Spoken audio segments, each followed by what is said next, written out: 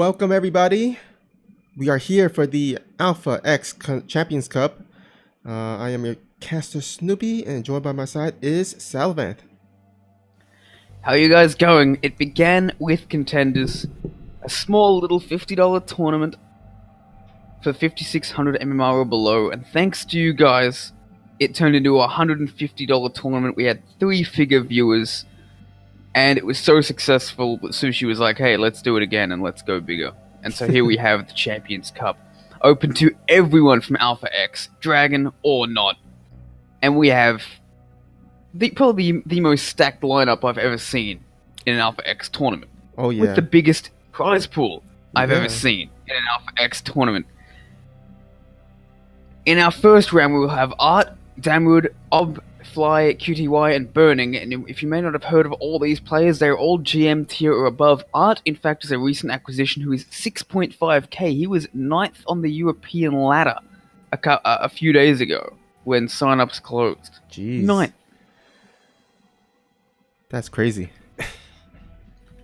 And there's a lot of current pro gamers on that ladder. He's probably taken games off most of the best in Europe. Oh yeah, I wouldn't doubt to it. get that far. Alright, looks like both players are ready, it seems. I think. Yep.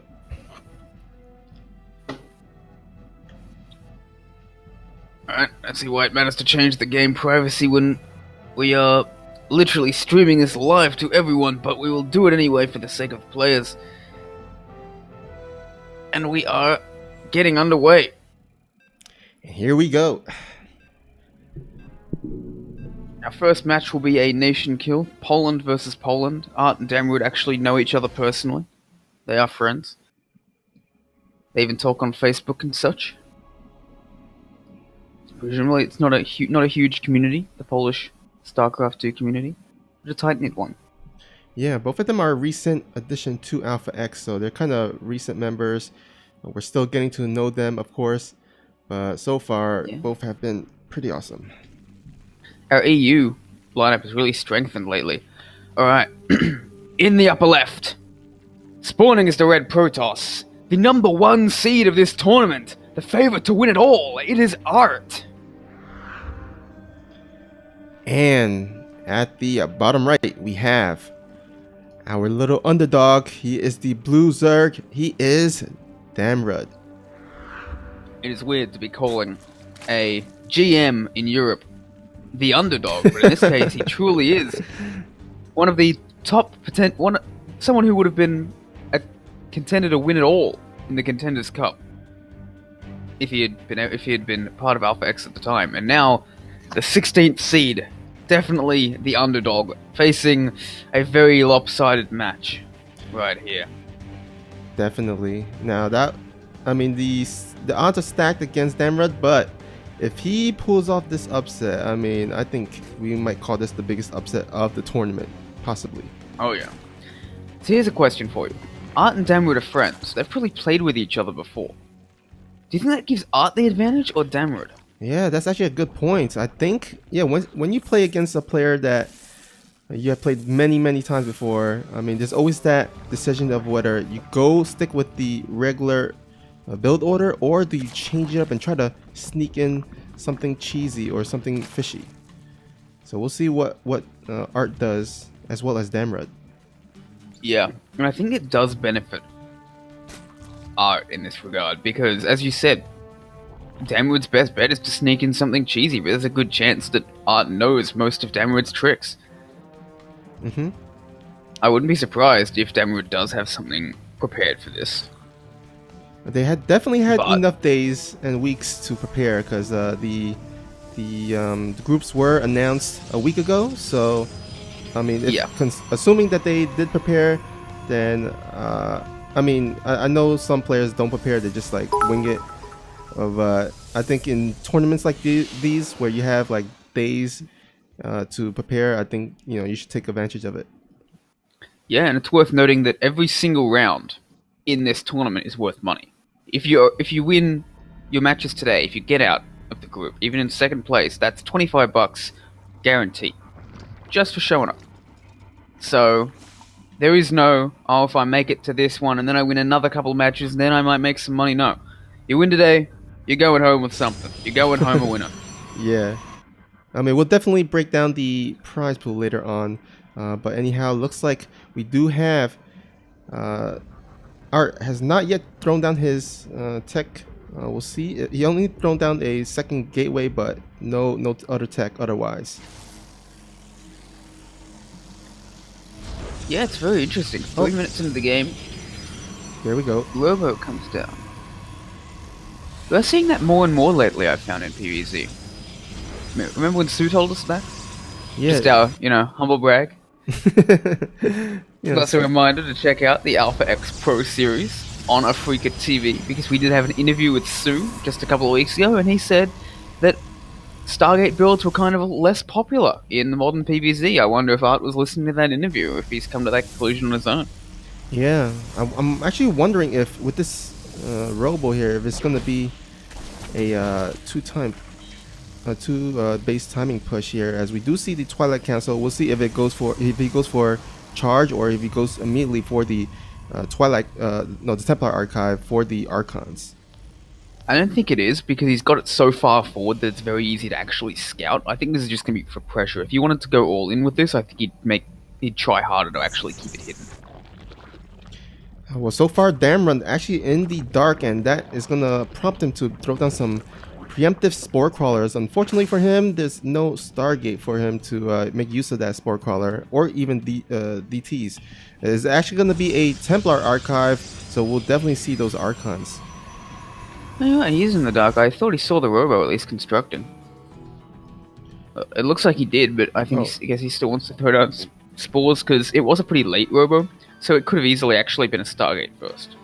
Yeah, and also maybe even Dark Templars, as Nemesis will attest to that. Yes, that's very true. Can never quite rule out the DTs. Protoss are tricky people. And we are going to see an Archon drop.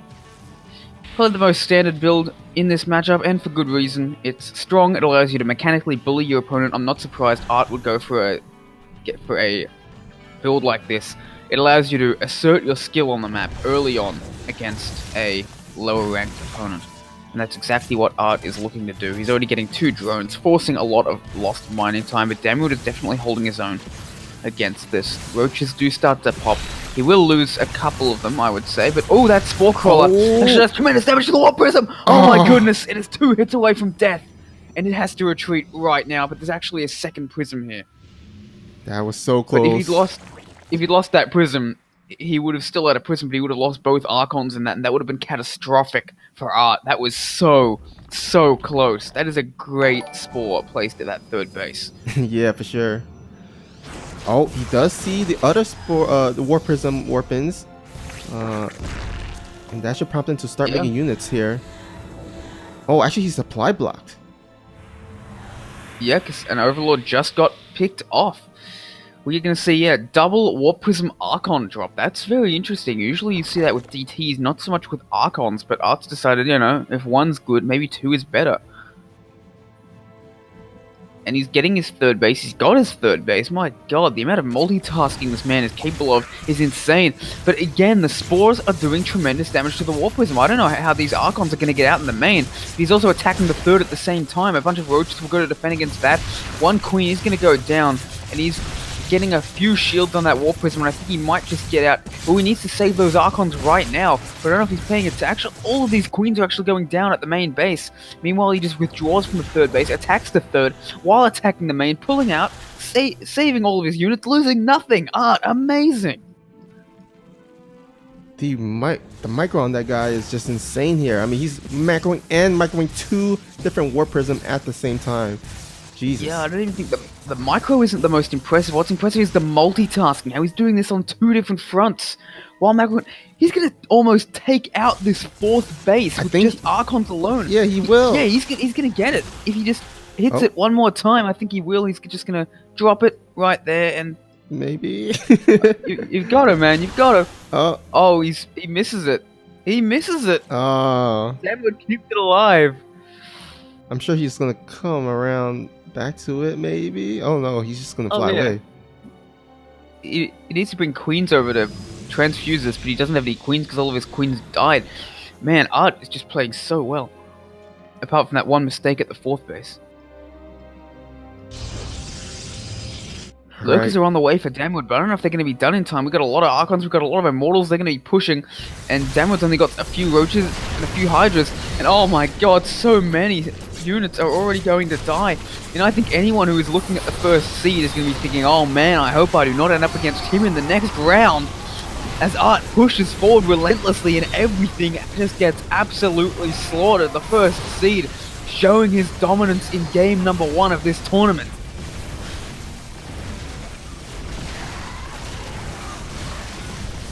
He's still being surrounded by all sides, but it just doesn't matter. He just has so much. The War Prism still remains alive. That 4th base actually never going to go down, but it doesn't matter. Art, with 2 separate micro-heavy engagements at once, just rips Damwood apart with superior skill.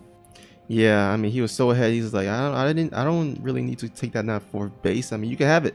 I'll just kill your whole army and and just take the game. All right, looks like Art will go up 1-0, and it is in Damrod's court now as he chooses the next map. And they've already already chosen. They chose to play it out the standard way, the vetoes, and they've chosen Year Zero as their second map. All right, cool. During that game, I'd just like to do a little bit of a shout out to Sniper SC, who donated 5 bits with the PogChamp emote, and also hosting with 1 viewer. Thank you very much. And also, speaking of shout outs, this tournament is sponsored by Baba Burger. Baba Burger is a very good, from what I understand. I believe Snoopy's had them. I have not had the opportunity because I'm in Australia. Frozen burger brand. You don't need to unfreeze them. You just straight up cook them. They've got, I think it's meant to be 8 different flavors, but I think there's a lot more on their website. Chicken, beef, turkey, even veggie burgers for the vegetarians out there. And they're doing some great stuff with veggie burgers these days. So do feel free to grab some. They do support this channel. Very generous of them. And in fact, on Matcherino, you can follow them in order to increase the prize pool yet further. The Matcherino code is, I believe, Alpha X Champions 1. Is that correct, Snoopy? Yeah, I believe so. Cool. So thank you very much for sponsoring this. Wish I had some of that for breakfast this morning. It's 6 o'clock in the morning. Did you know there was a 6 o'clock in the morning? I didn't know. Because I had no idea. Alright, we are ready for our next game. And we'll be hopping in. Alright. Year Zero LE.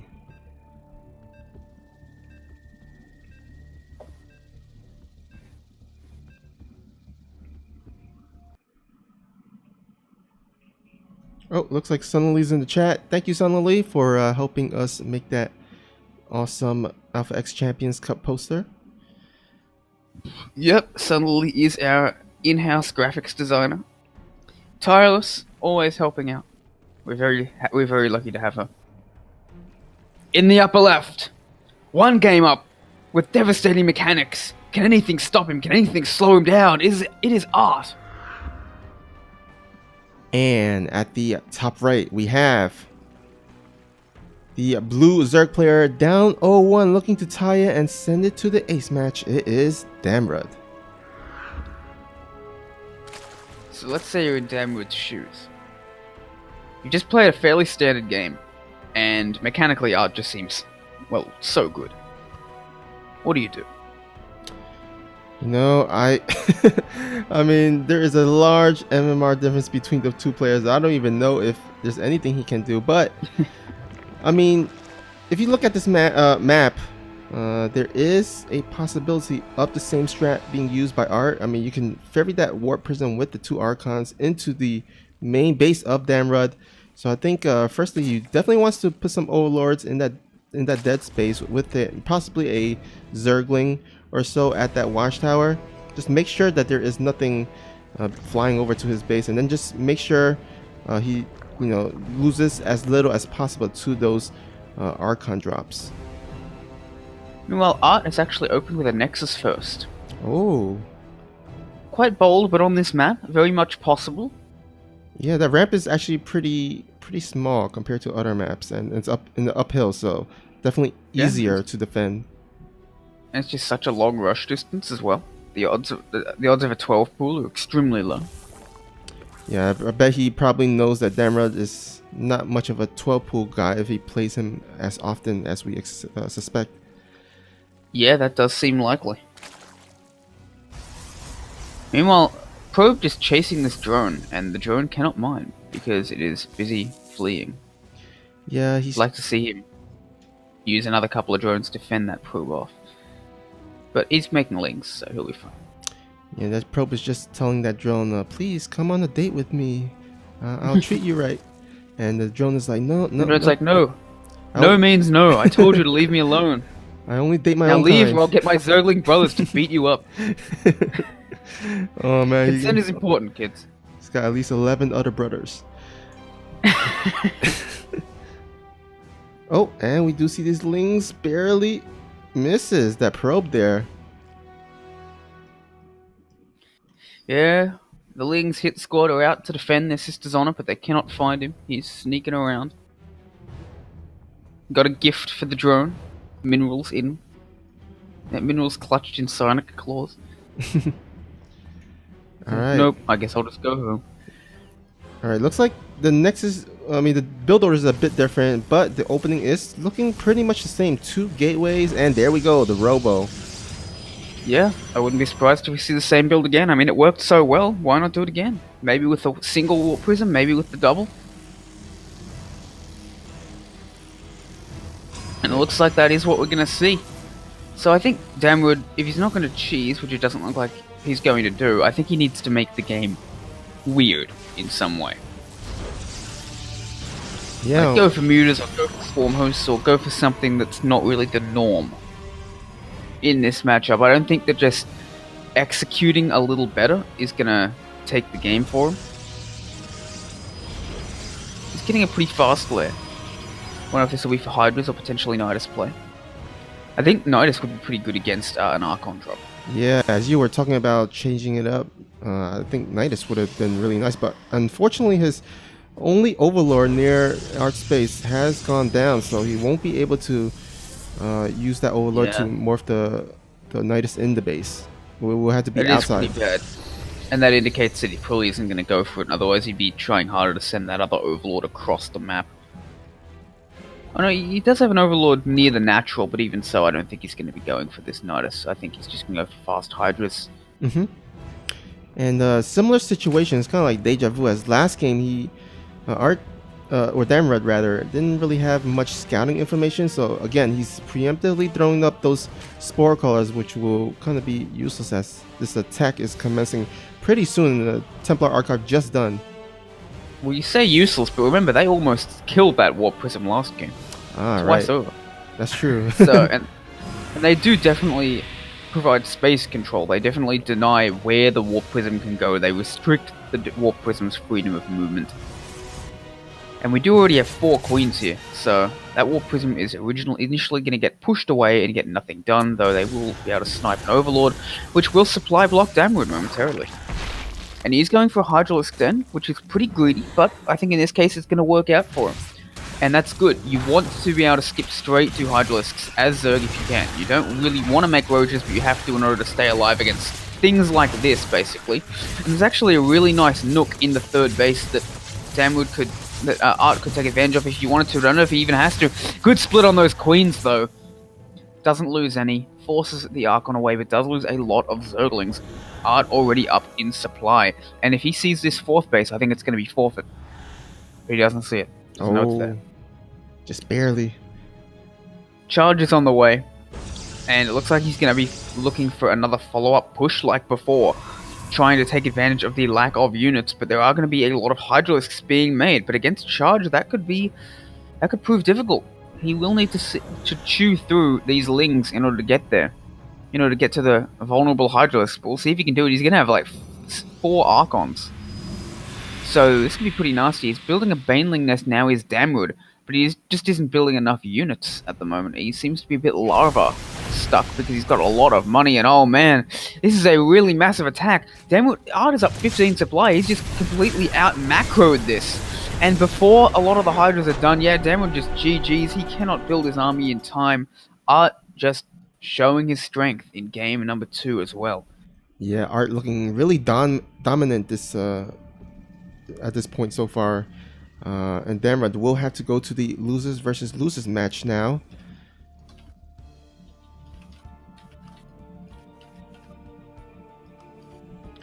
All right.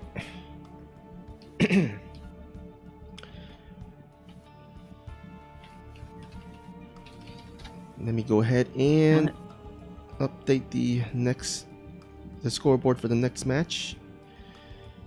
Fantastic.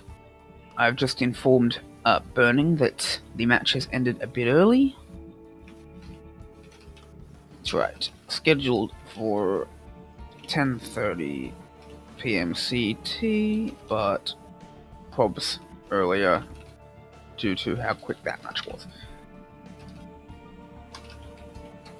Yeah, no problem. So that was match number 1. First seed versus 16th seed was always going to be likely to be a bit of a bop.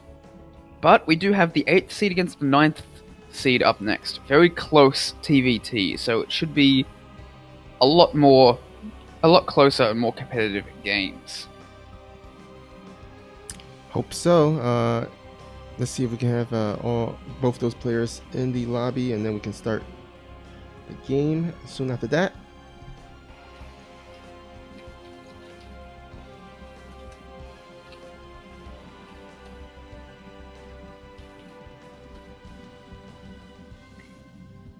So Upfly QTY and Burning at both, I believe, about 5.8k level Terrans.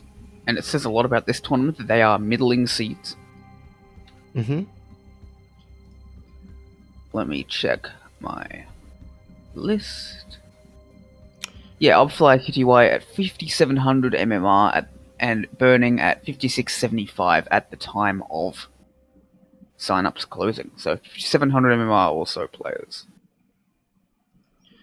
All right, while we get the lobby set up, let's go ahead and take a look at the Liquipedia page to break down the groups and the prize pool here.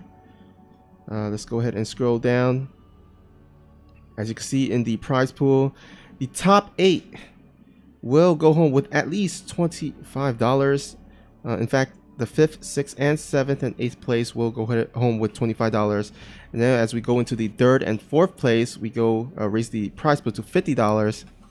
2nd place, we doubled that to $100, and then 1st place again doubles that to $200. And then as we scroll down furthermore, we go to the group stage 1, the round of 16. We're currently playing Group A. As you can see, Art, Dambrud, Fly, QTY, and then Burning. And then Group B, we have Uzikoti, Hino, Bio Ice, and Paco Mike. That's gonna be a sick group indeed. And then Group C is gonna be Light, Kuna Matata, Rodzin, and Mamba. And then in Group D, we have Australia, Psych, Starkiller, and Matisse. I think that probably might be the group of death, but I don't know. All the groups is pretty stacked, I would say. Yeah, the groups have been balanced around the seeds, so each of them adds up to the same sort of level of strength, but you're definitely right in that Group D does seem pretty strong overall. Because these seeds were based on MMR, not tournament results. So the groups with the strongest tournament players aren't necessarily the groups with the strongest MMR players. So you can end up with some groups that are a little scarier than others, even if on paper they look like they should be the same.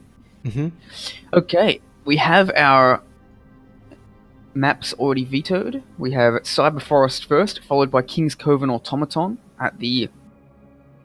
with the losers pick. So we'll be having TVT. Awesome. Should be interesting. I don't know if we got a single TVT in contenders. There are only about 4 turns in the group. In the thing they got split up. Actually, I think Lanfear and Droptimus played because they were alternates. And they played in the losers match at one of the groups. Well, either way, we didn't have many. Yeah, well, Group A is going to be the only TVT in the round of 16 because out of all the groups, this is the only group that has 2 Terrans at least. Yep, that is true. Not a ton of mirror matches in the round of 16, which will disappoint a few fans, but probably excite a lot more. A lot of people prefer the asymmetrical matchups to the mirror matchups. Mm-hmm. Oh, thank you, Alexander Enki, for the host. Appreciate it. All right, here we go. Thank you very much.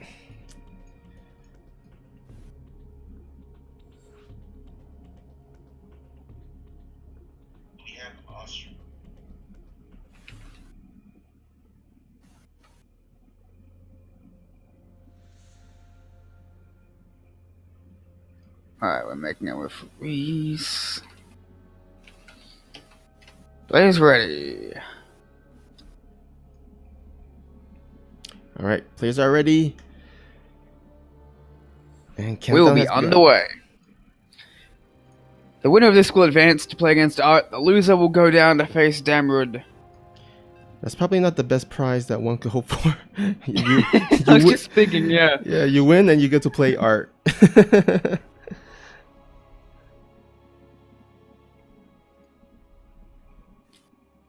On the other hand, if you lose to Art, you still do have a chance in the final elimination match of the night.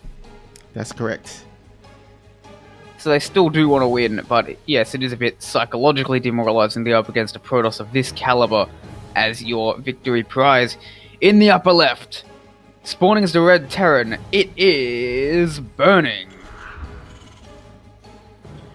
And spawning at the bottom right, it is the Pink Terran. And I apologize because I'm going to butcher his name, I'm sure. It is Obfly QTY. I think that's accurate. Hopefully. I'm just going to call him Obfly. Yeah. I mean, it could be short for quantity, but I don't see why it would be. Or quality. Yeah, that's true. Alright, looks like Jay Skippy in the chat saying, go Damrud, harness your Wii power. Unfortunately, he'll have to harvest those Wii power in the losers versus losers match, as we are here in the second match. And power of anime may have been on his side, but the power of God certainly wasn't, as God said, no, I'm going to Archon drop you twice. But we shall see if it can prevail him in the losers match.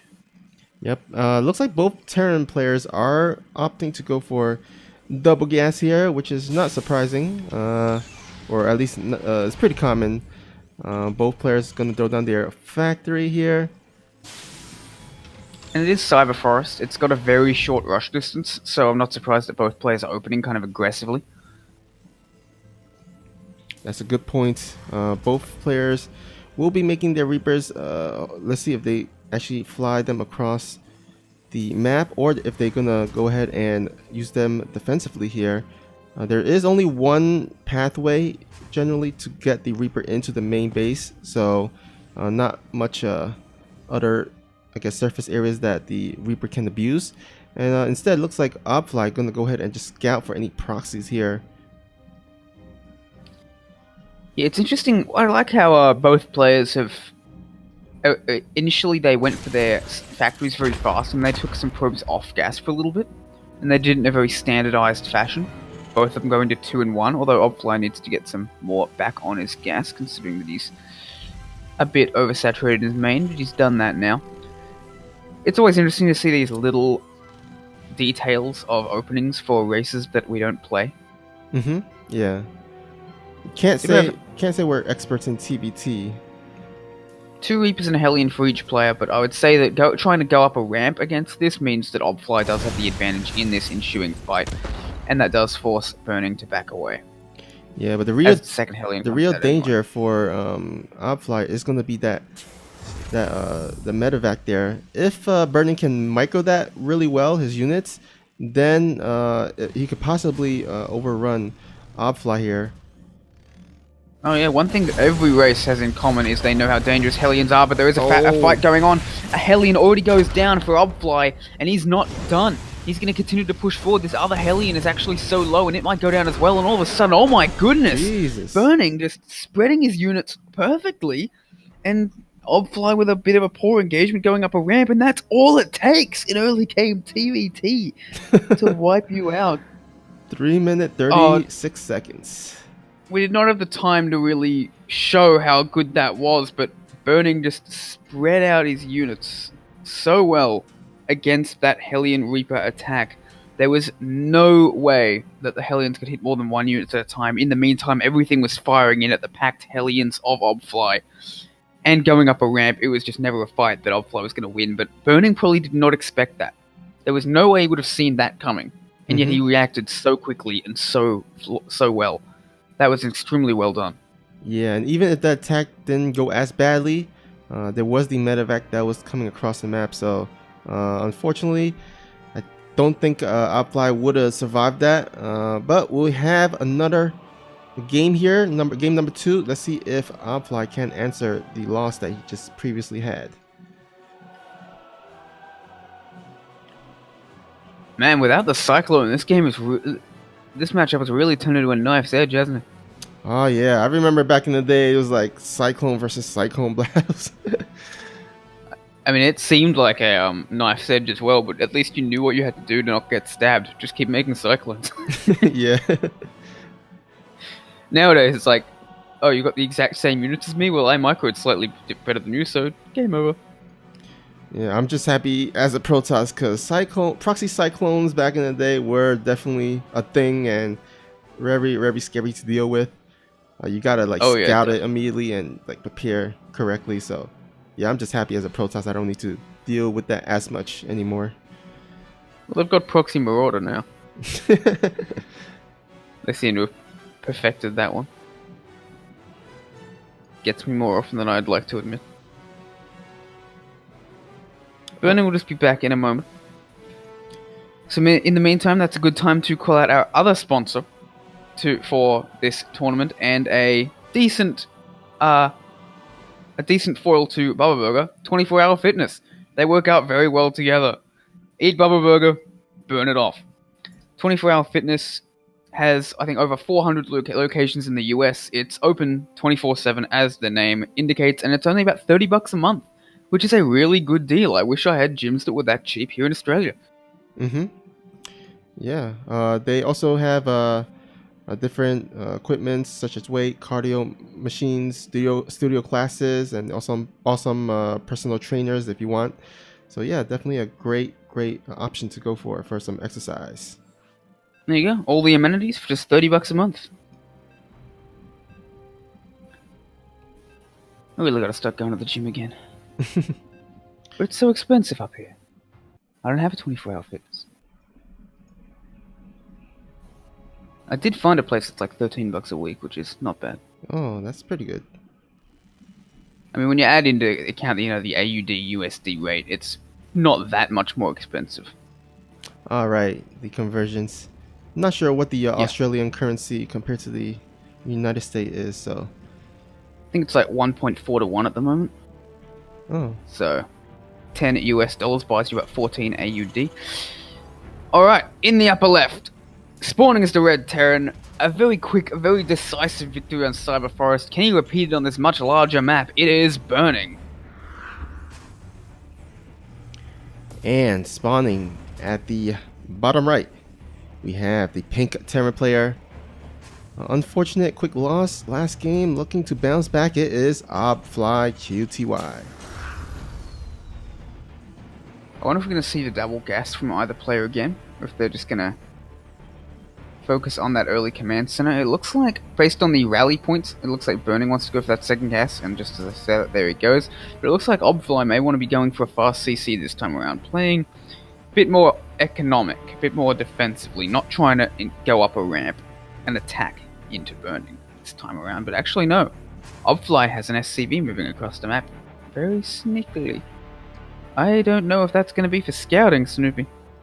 Well, I mean, he's going for the fast that's CC. what it's gonna do. So he definitely, I think, he wants to scout with it just to make sure that his fast CC isn't gonna.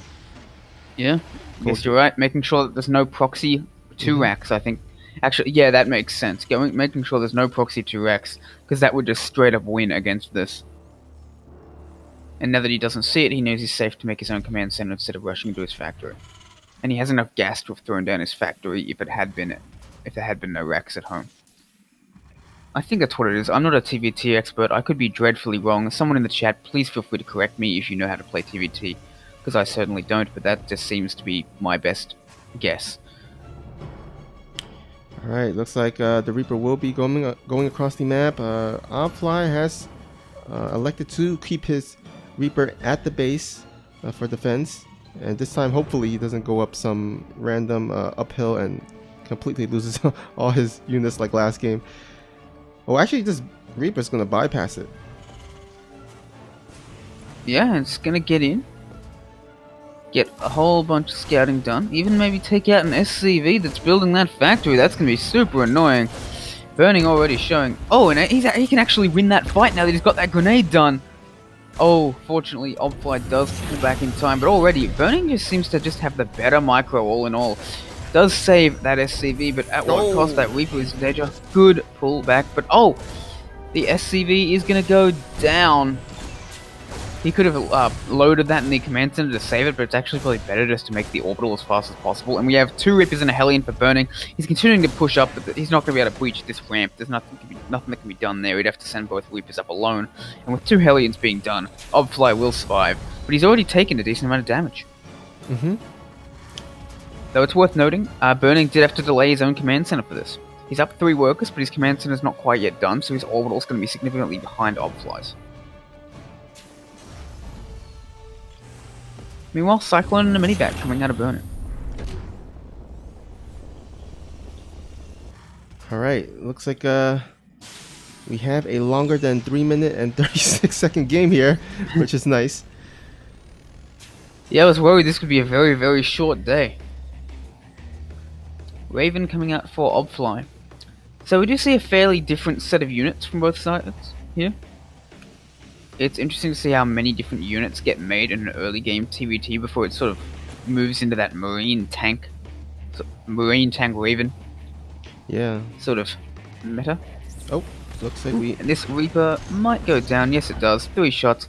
I maintain they need to change the animation on that Cyclone. It's like pew pew boom. Everything just dies. It was more suitable when it did like 5 damage per shot. Yeah. Oh, that is a lot of Hellions for Obfly. It's going to take out basically everything here. But there is a Cyclone and a couple of Marines and a Medivac in a Cyclone. A Cyclone and a Medivac, I'm pretty sure, is legally invincible against these Hellions.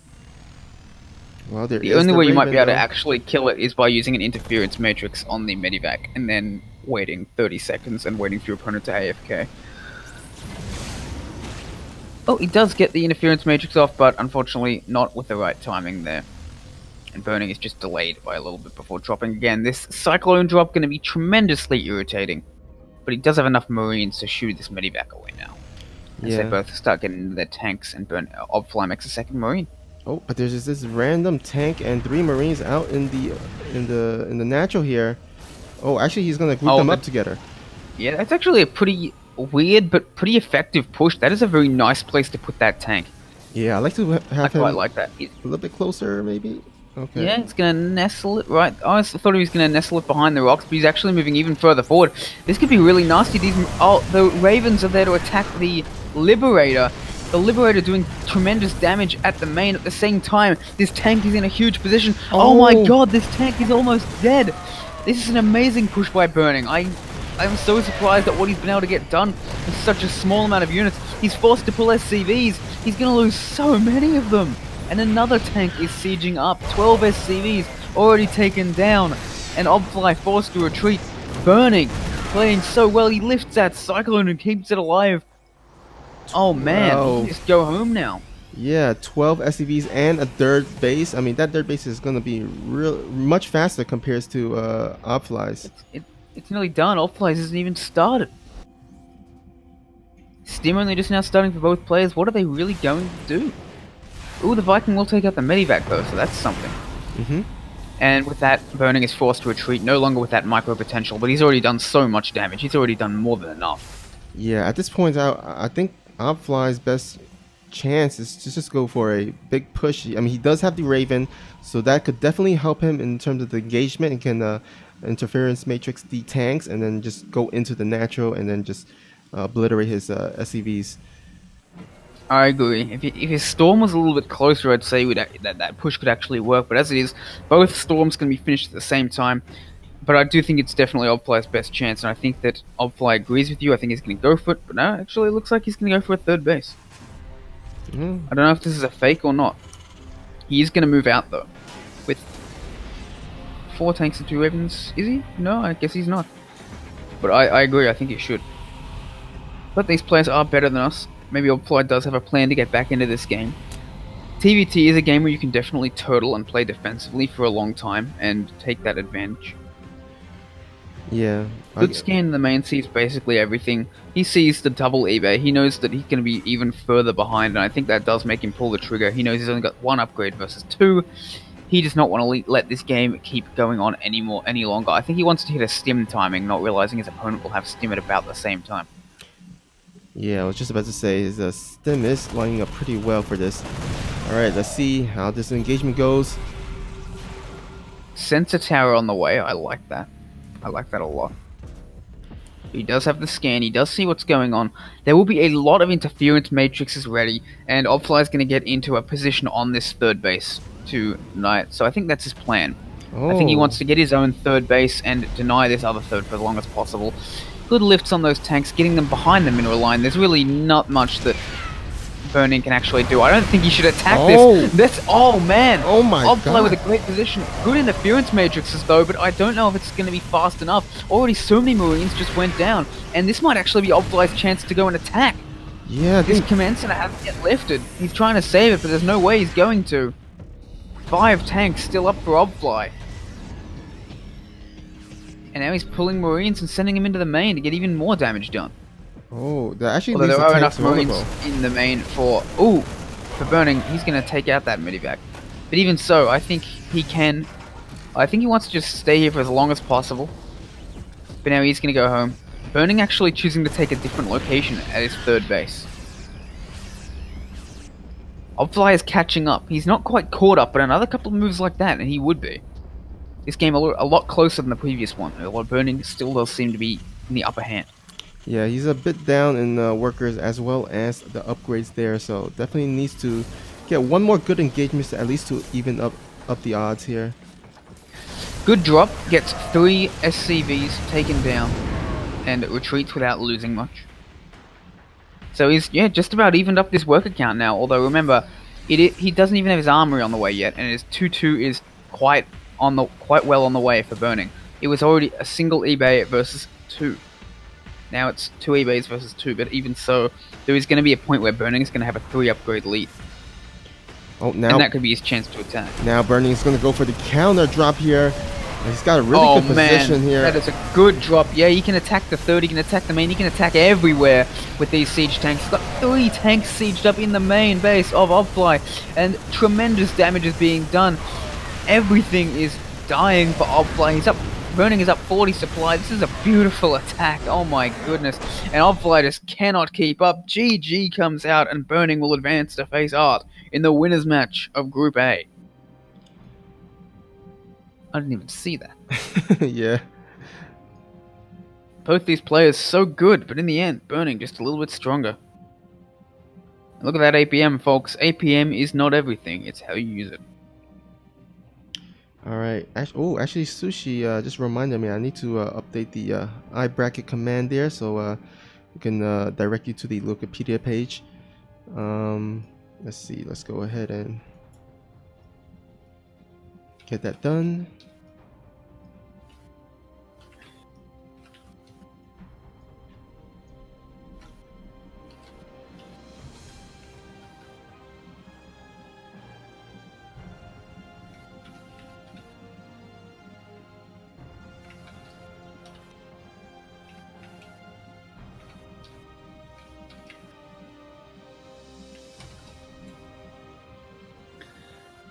very quick matches so far, all in all. A couple of 2-0s, no super long games.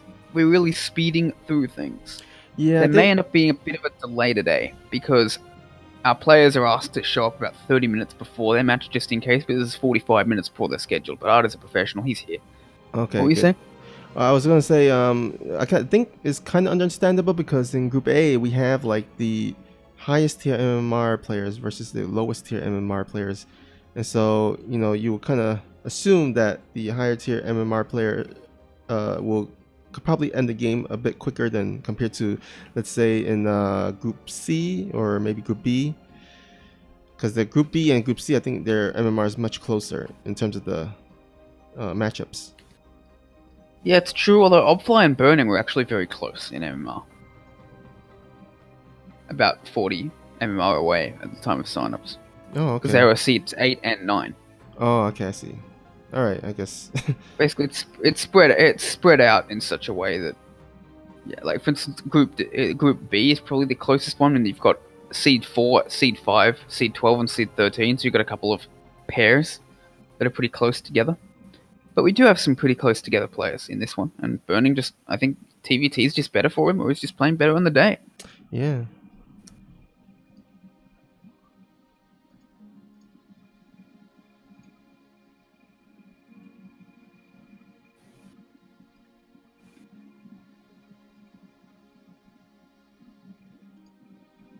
So we should just have to wait for Art and Burning to complete their vetoes.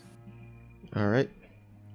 Actually, I think I'm gonna try something here as we wait for the players, because when we got Twitch partnership status on Twitch, and that allows us to actually run some Twitch ads. And I think we do have one for, is it Bubba Burger or 24-Hour Fitness? No, it's just a regular Twitch ad, not the not our regular sponsored ads. So I think I'm just gonna try running this 1 minute ad, and then we'll hopefully come back here with the lobby setup. All right, and here we go.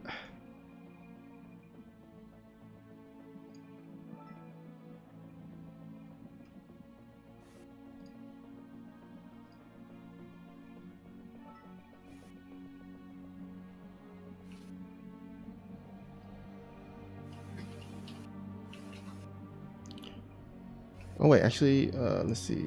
Is it running?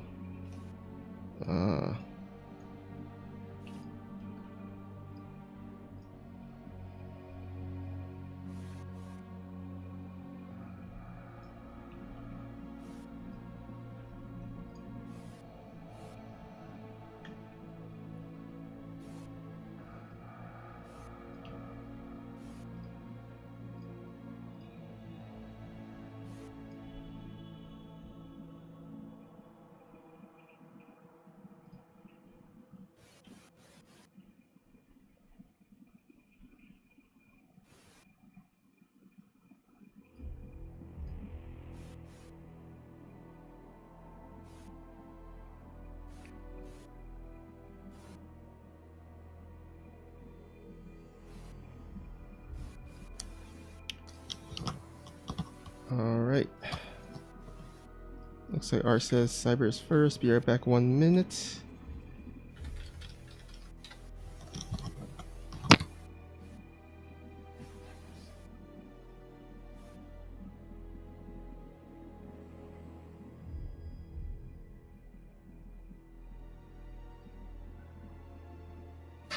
It's actually kind of difficult to run these Twitch ads because I actually don't know when they end, or because of the delay. All right, so anyhow, let's see what's happening here. All right, Salaman's gonna be right back. Kairos is first.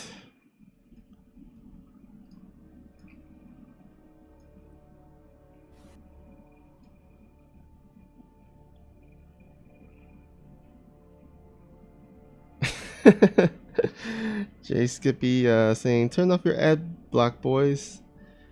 I think Twitch, the ad block doesn't work on Twitch anymore. I think they used to, but it's been a while since they don't work anymore. So I don't think you need to turn off your ad block. I just wanted to test it out because we never ran a Twitch ad before. Because you only get Twitch ad if you have the Twitch partnership, which we just achieved. So I just wanted to test it out, see if it works. I'm not actually sure if it did work or not. If it did work, just type into the chat that it did work, that you saw the ads.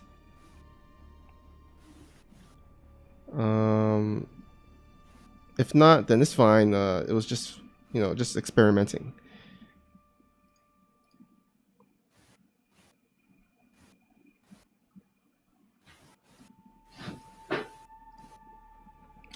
Jay Skippy says, this stream overlay is sick. Who made this? Sunlily was the one who made the overlay, the out of game overlay, and then all the scoreboard and the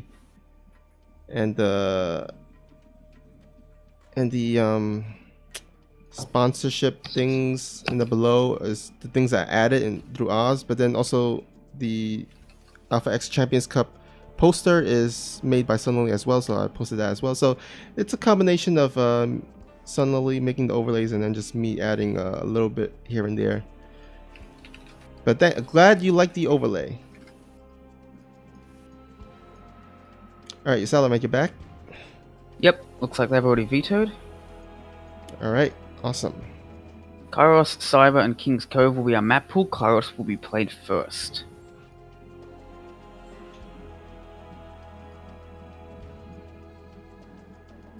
Should be interesting. Yep. So I think going into today's Group A, I think most people probably would have expected Art and Burning to be the favorites to win their first set matches, and I think this is going to be the highlight match of the day here, as we have two of the highest tier players in the Alpha X Champions Cup. I feel a bit out of the loop. Why was Burning so favored over Robfly to most people? Is it just because they knew him better? Is Burning more experienced in tournaments? I think so, because he did win the previous MVP Cup. Actually, wow, okay. Yeah, or actually, no, the MVC Cup. And I think he won it twice in a row. And then, yeah, we've seen him play before, so we all know that he's a really good player. That would make sense, yeah. I wonder if he'd be hankering for promotion to Dragon. Although I guess if he's able to get that sweet, sweet MVC money, maybe not so much. But we'll see if he can get some pocket money today as well. Earning $25, but at least one of the people standing in his way is going to be Art right now. Art trying to get out first in his group, which will give him a slightly easier group in the round of 8. Yep, both players are ready, so we should get started here. Alright. Champion versus contender. Number 1 seed in the tournament against quite possibly the best non-dragon in Alpha X, as shown in tournaments. Yep, and a PVZ. Oh no, not PVT rather. Sorry. Our first PVT of the day. Yep, and we'll be having a TVZ up next, so we'll have most of the matchups, which is always nice. The only ones we won't have are PvP and PVZ because we don't have 2 of each race in this group because there's only 4 of them. In the upper left, spawning as the Red Terran with some decisive wins over Robfly. Can he do it over Art? It is Burning. And spawning at the bottom right, we have our pink Protoss player, possibly our favorite to win the whole tournament. It is Art.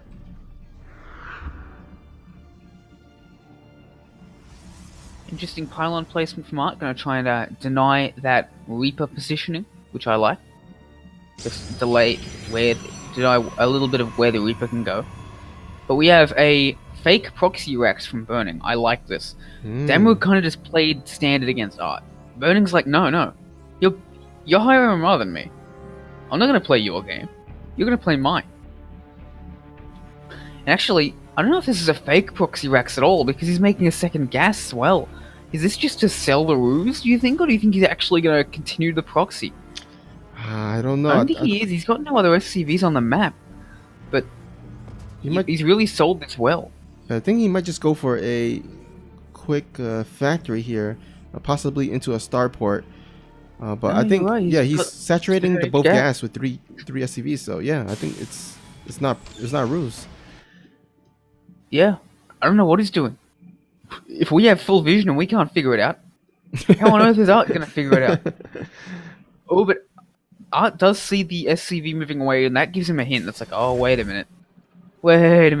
Oh. Okay, Burning is going to make a factory, but it's not going to be a proxy. It's a one base build, but it's not a proxy build. That's where the fake lies. And Art does throw it in a Nexus as soon as he sees that barracks so far on the other side of the map. He knows he's okay. Good play from both sides so far. I really like games like this. Yeah. And also something I do like is this Art building placement here with the pylon, cybernetic core, and the gateway. This is going to actually limit the Reaper to only go through the ramp area. And will he get it? Gets nothing done so far. No, he's not going to get it, I don't think. He will throw it away. In the meantime, Art did not actually see the factory go down on Burning's side of the map, so he still thinks there could be a proxy on his side. He does not know where it is, and he has to assume the worst until he finds out. Tech Lab coming up for Burning. We'll have to see if that's for a fast stim on one of those Rexes or not. Command Center and Starport now going up. So Burning is going to expand, but he does need to get some damage done with this one base attack. And he's going for a Cyclone. I wonder if he's going to go for a second Cyclone and then just send them across with a Medivac? Or if you might go for a Liberator? What do you think? Well, with that Tech Lab, I think he might go for possibly a Raven. Possibly, I think once you go with the it looks like the tank and the Cyclone and the Marines, I think you can make a timing push and use the Raven to interference matrix one of the key units, because in the early game, Protoss doesn't really have much high tech units like Colossus or even a Mordo, or I guess I think you're right. Yeah. I know he's getting cloaked. I'm not sure that's a fake or not. Oh. I think he's gonna go for a Banshee. Oh, there we go. Yeah, there we go. Banshee. All right, you called Marine it. tank Banshee pushes have been relatively popular lately. I think they've fallen out of favor in the last month or two, but they're still very potent. I don't know. I feel like Liberator tank pushes are much more lethal, I think. Against Robo openings, sure, but against Stargate builds, they tend to fall short. But then again, I guess Banshees aren't that great against Stargates either. But I think the Liberators are more like... I don't know. Why is it that Liberators fallen out of favor? Why is it? I guess why is it that Banshees haven't fallen out of favor? I guess is the question. But maybe I guess they sort of have. Well, Banshee's one of those. If you know your opponent's going to open Robo. Sorry, what were you saying? Well, Banshee's one of those units that even if your opponent scouts it and prepares for it, is like it always gets like some sort of amount of damage. I feel like it's. I suppose it's also the case that. Sorry, what were you saying? Oh no, I was just gonna say it's kind of like Oracles, in PvZ, where the Zerg can scout the Stargate and see the Oracle, and then you can prepare all the Spore Caller, but you can still get like one or two from the Oracle. Plus, it's a case of if you make like a Stargate and they go Liberators, it's like, oh, I've got 4 Phoenixes, haha. Whereas if they've got a Banshee, it's like, oh, I have Cloak, so either you've spent money on a very fast Robo and Observer and cut in your Phoenix count, or you need to make an Oracle, or you just die. We actually saw Maru do that to Dio and just straight up kill him. Oh, great force field! Oh man, he's gonna snipe one of those tanks straight away, but he actually loses a lot of units to do it. This is gonna be a very dangerous push from Burning, though. He's got a lot of Stalkers up. Charge and +1 are on the way, but will they be done in time? Immortal is trying to be pushed out. 2 bunkers are on the way. This could be a very nasty push from Burning as he's trying to slow push his way through into the natural of Art. And he's just completely walling off. How do you get to the back of those tanks? How do you get your charge lots onto them? I don't see how you do. This could be a very nasty attack. Yeah, man. All those those bunkers definitely gonna pose a problem. Snipes the Observer straight away. Oh, that's actually gonna allow Burning to cloak during the battle, and then use those Banshees to snipe down all those Stalkers. He does have another observer. Oh, oh yeah, right there. Okay, there we go. But that also cuts into his immortal count. More and more bunkers being made and more siege tanks. He's just going to keep slowly pushing up. And here comes Art. He's got a lot of charge losses attacking at these tanks. Even the Reaper Grenade does some disruption on the tanks. But all of the tanks are going to go down in the end. But he's going to be forced to retreat from these Banshees and these hails of Marines. But all the tanks are dead. And that was a lot of the damage for burning. He's going to take out one of these Banshees. Meanwhile, the others are going to get some economic damage done. And he is taking a third base while all this is going on. Meanwhile, Art is on 2 bases. Burning is incredibly ahead right now. Make no mistake. This is like the Great Wall of China here. Oh, man. Art needs to break out, and he needs to break out about 90 seconds ago. But failing that, he needs to break out now. And I think he's going to have difficulty doing... Oh my god, Burning just making so many bunkers, walling off again. Completely walling off the natural of Art. This is so good. Could we see an upset here? As it looks like Burning might be... Burning's looking to try and take this game. He's going to do a lot of damage against with that tank. He's going to eventually lose everything. Wow. But in the meantime, he's killed basically all of Art's army. And it's going to be 3 bases to 2, which is not unusual for PvT, except the Terran's the one with more bases. Yeah, and even more workers. Yeah, I know, like, what does Art do from here? He's making Templar Archives, he's making his own third at 8 minutes into the game. That's about 3 or 4 minutes past when you normally want to have it. 1-1 on the way for Art, for Burning. Third base done and already turned into an orbital. This is an almost impossible position for Art. Yeah, I mean, the only thing he has going for him is that he does have the upgrade advantage.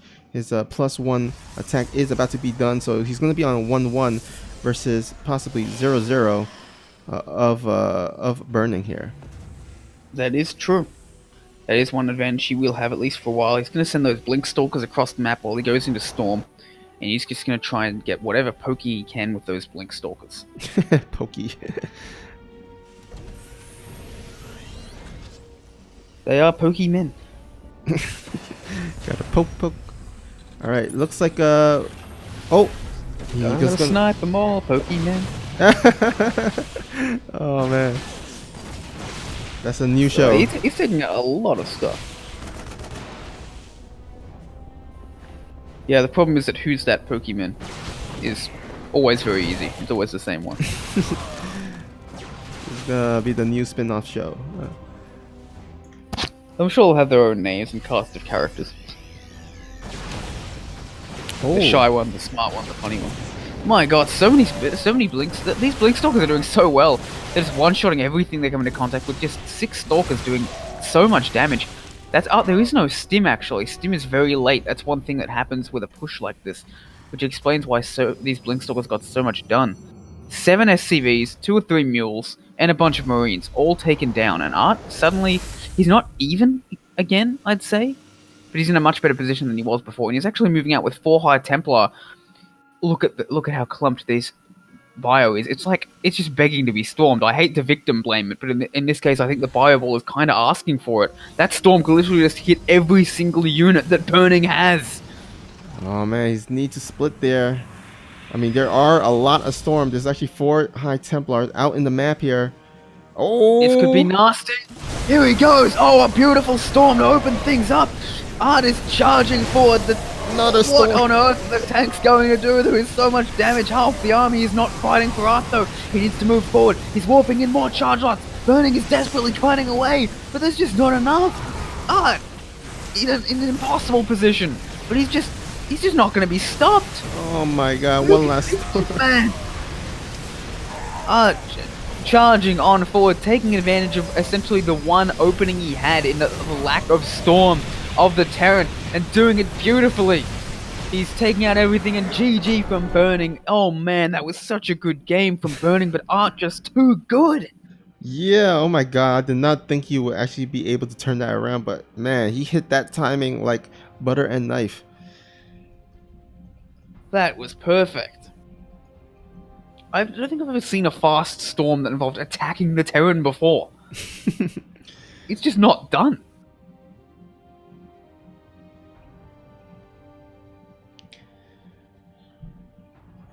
All right, looks like cybernetic or cyber. Oh wait, actually, I think it's Burning's choice, right? Yeah, it's Burning's pick. It is. Oh man, if you're in Burning's position, I mean that is tough. I mean you couldn't really ask for a better position there. I mean he was ahead in workers. He made that attack really cost efficient with those walling up those bunkers. Had the dirt well established before against Art. I mean, that's kind of a disappointing loss there for Burning, I would assume. And in his mind, I'm wondering, what can he do to actually take a game off of Art?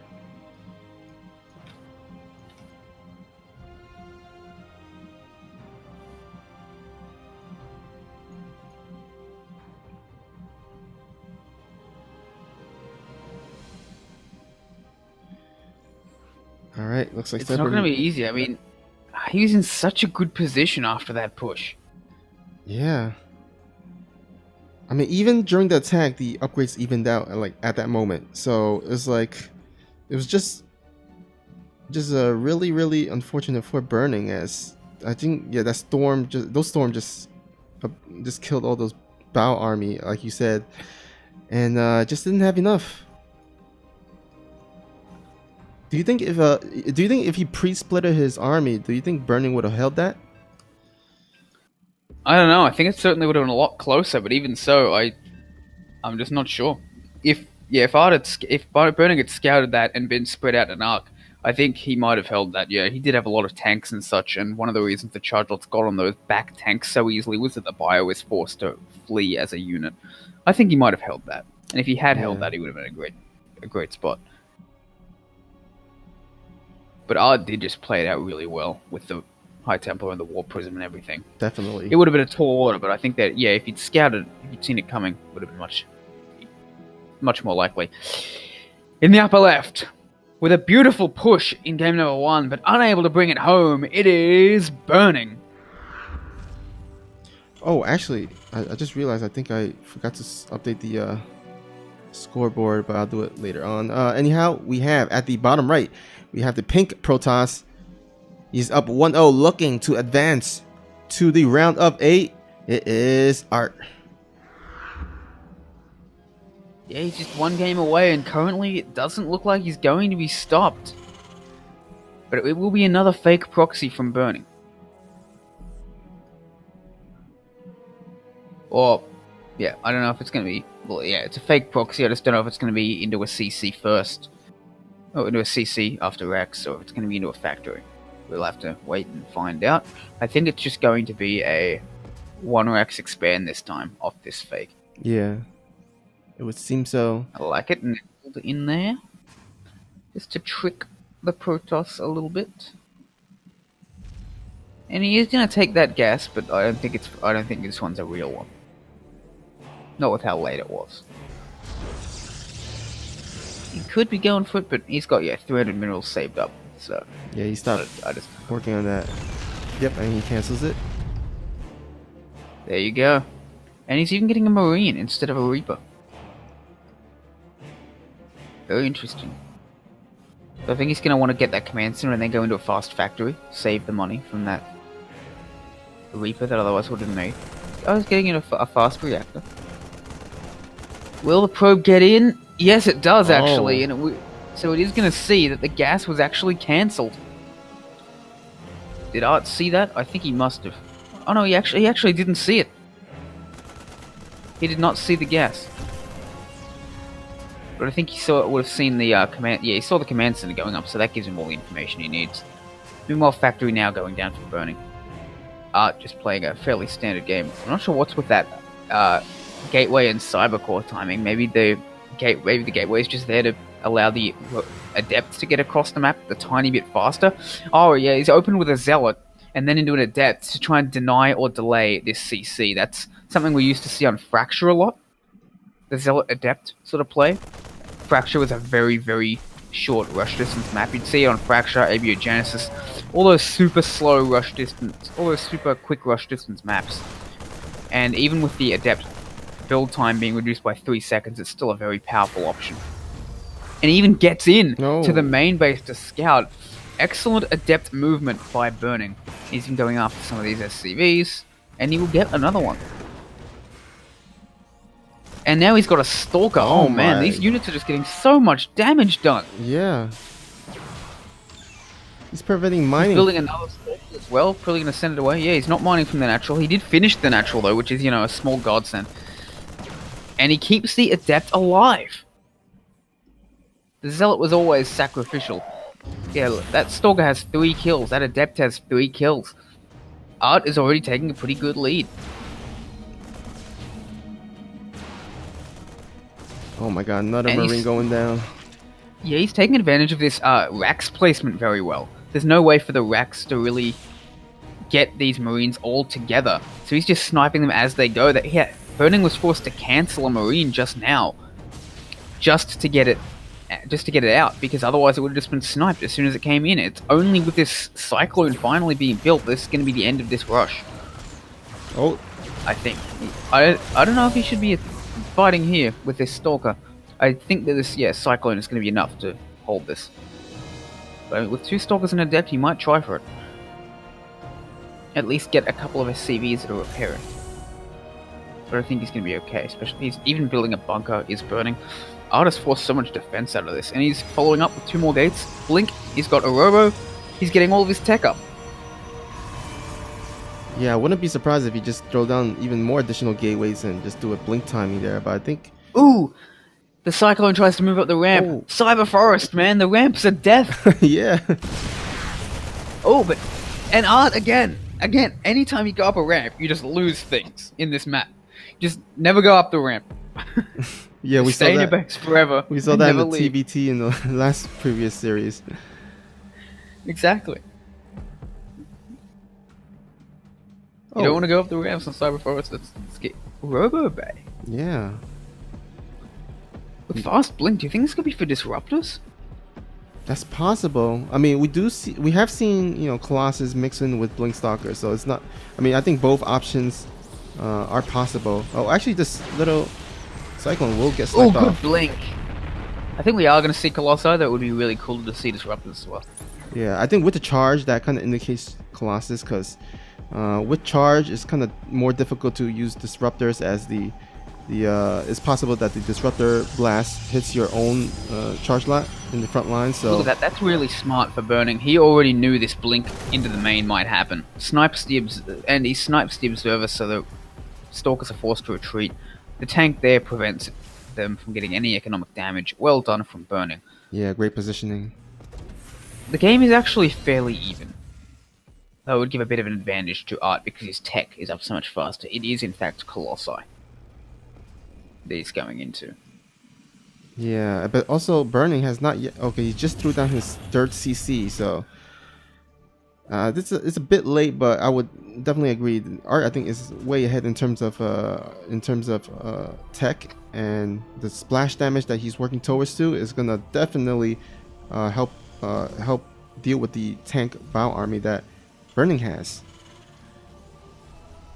Yeah, he just got a pretty nice advantage of that early game harass. Burning has not let that get him down. He is continuing to fight, but Burning was in a much worse position in game number 1. A much better position in game number 1, and Art still managed to take it, so we'll have to see how well Art does. There are no forges yet, they're only just now getting up, which is one saving grace, potentially, for Burning. If you can get a 2nd engineering bay up and keep ahead of upgrades of the Protoss. Now, the forges actually recently got a nerf. It actually takes longer to upgrade the Protoss from the forge. Oh, did that go live? Yeah, it was it went live in the 25th of March. Oh, there you go. Yeah, it takes an extra 15 seconds for level 1, 18 for level 2, and 22 seconds for level 3. So that really adds up. Yeah, so definitely don't want to get late on those forges. Definitely will have to constantly chrono boost them to catch up. Yeah, so that means that Terran will be ahead in upgrades for a little bit. But in the meantime, Art's got a pretty scary army. I think his plan is to wait for... Good snipe. His plan is to wait for the third base of Art to try and be taken, and then try and get some damage done with these Colossi. These SCVs floating towards that third base. Now, there are a lot of Widow Mines. There is a single tank. Oh there my are God. A lot of... Up the ramp again? Why? Why do people go up ramps? Oh man, and that's actually a bit of a decent engagement for Burning, I'd say. He does seem to be very slightly ahead in the Workers Lost, and Art's making more charge lots before he goes in again. Tanks are unsieged and pulled back to the bio. And it looks like Art's going to back out home, and then just get some damage done in the main if he can, with charge lots. Storm and +1/+1 on the way for Art. So he's going to go into that Colossus Storm build, which is so difficult to handle. So much AoE. Two sets of devastating AoE. Both of them have to be dealt with, or Terran just loses the game. Very challenging composition to beat. But Burning keeping up in supply. He's doing well. He's getting Vikings. He's getting in his armory. I'd like to see him get a second engineering bay as well, if he can. He's making 4 Vikings at a time against these Colossi. I think that's a bit much. There are only 2 of them. Oh no, 3. There are 3 Colossi, so I guess those Vikings are a good idea. What do you think the game state is at the moment, Snoopy? Well, I think currently I'm still favorite Art. Actually, that was a close one. I was like, if it's I definitely favor Art, but if he catches those 2 medevacs, I'm gonna definitely give Art the lead here. But I think Warp Prism speed on the way for Art. Oh, you don't see that every day. At least not. I think it's either Warp Prism speed or Observer speed, but I think it's Warp Prism speed. Yes, I think it's Warp Prism speed here. Yeah, definitely Warp Prism. Oh, actually a DT shrine. Maybe that's why. Yeah, I guess so. He wants to get some heavy harass done in the mid to late game with DTs and speed Warp Prisms. He does not want to let Terran just sit back and do what he likes, that's for sure. And with these Vikings now built to fend off the Colossi, Art is forced to back away, and it looks like we will have a bit of a mid to late game PvT on our hands. Yeah. We saw a great one from Mario vs. Deer last night. I won't say who won, but it went for a very long time and it was fantastic and went all the way down to the wire. Actually, Art is going to actually mix in his army with some disruptors, so just increasing the amount of splash damage units that he can use. How much AoE does one man need? Colossi, Templar, and Disruptors, I can't even control that many units, but Art is a bit better than me, citation needed.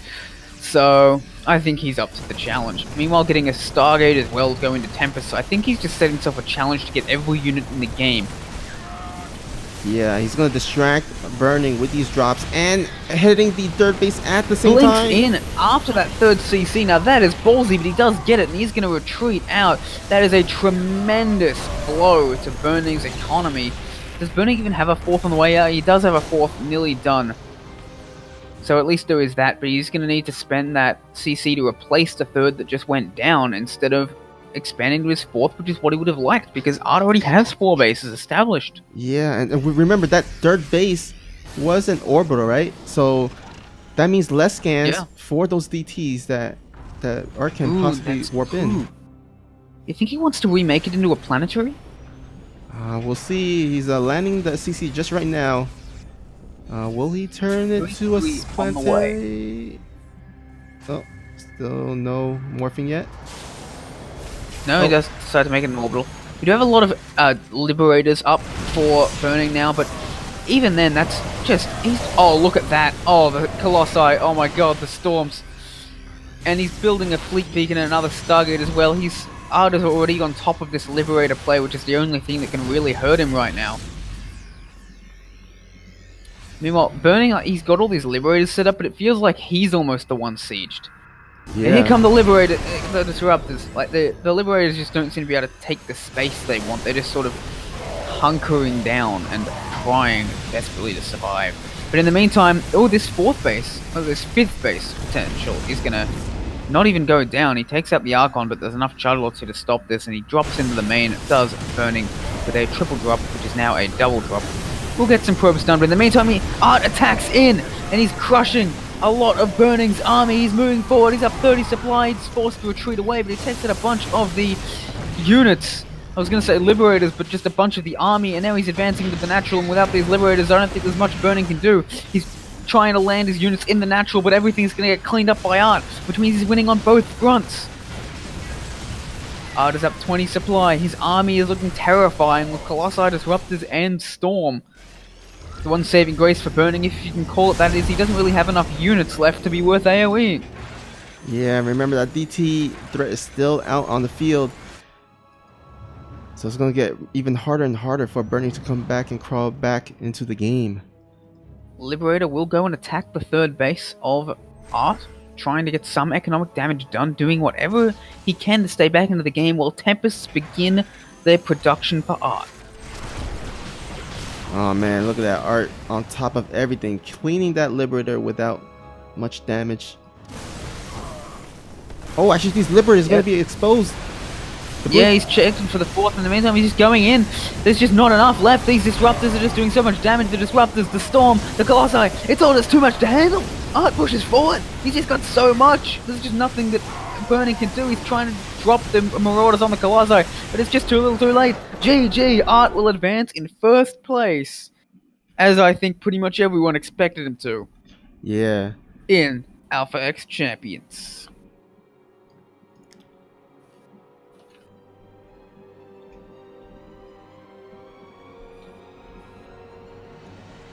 Alright, so that is 2-0 in favor of Art. It is.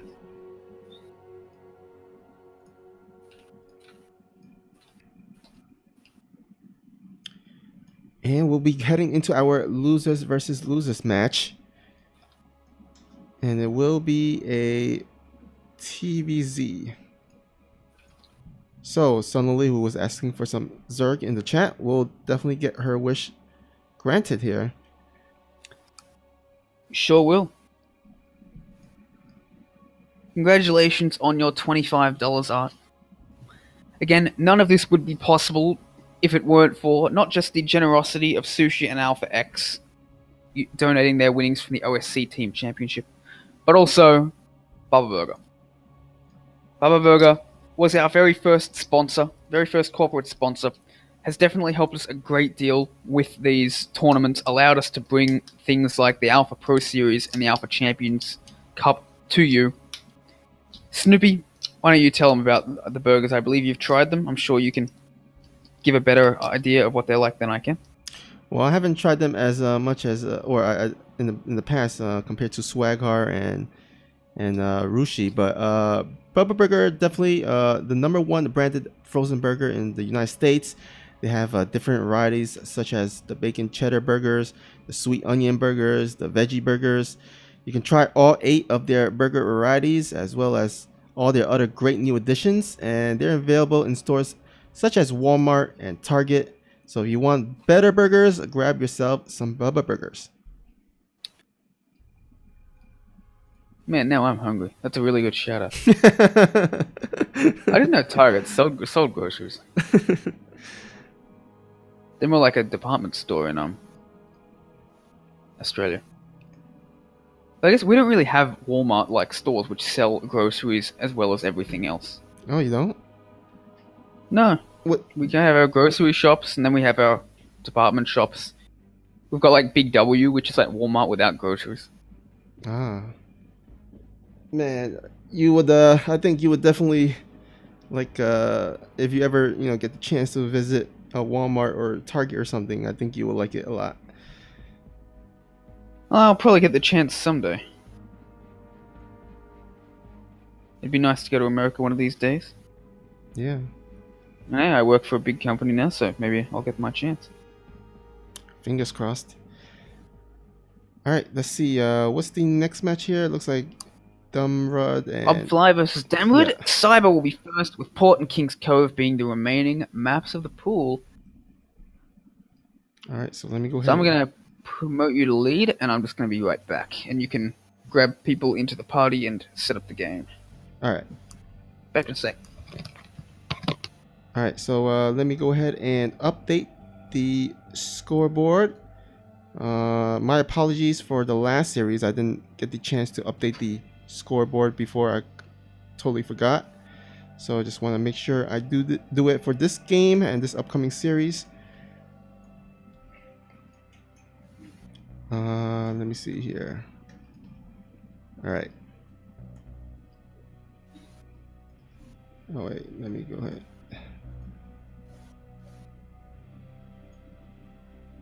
Oops.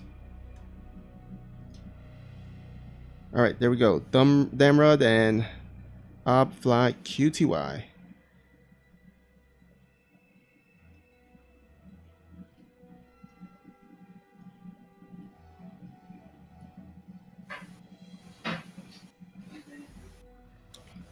Alrighty here. Let's see what's happening in the chat. Well, oh, actually, no, wait. Let me go ahead and get just make sure the map videos are good to go.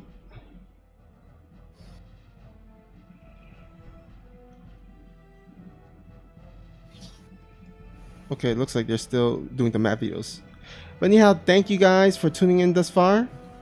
We are really definitely appreciate it, as this is Group A, round of 16 of the Alpha X Champions Cup. We do have a $500 plus prize pool, which is insane. That is the highest prize pool that Alpha X has ever hosted. This is a, if you guys are new to the Alpha X Champions Cup, this is a GSL format style in-house tournament. So all our players are Alpha X players, and then we play in, I think, 7 weeks of group stages, and then we'll go into a single elimination bracket once we get into the semifinals and finals. 6 weeks of group stages. We've got 4 weeks for the round of 16, 2 weeks for the round of 8, and then a 7th week for the finals week. So it's a 7-week tournament. There we go. Looks like they still are doing the map pool or the map videos. No, they've done that. Oh, they did? Okay. So what's the first map? It was in the chat. Cyber. Oh, Cyber. Okay. All right. Let me go ahead and make that here. Cyber Force.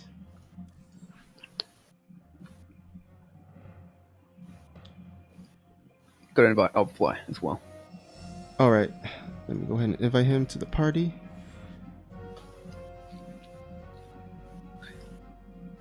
So yeah, at TVT, we've had all of the non-mirror matchups, or we will after this one's over. And then we'll have a TVZ or TVT to wrap things up. Something for fans of every race and every matchup.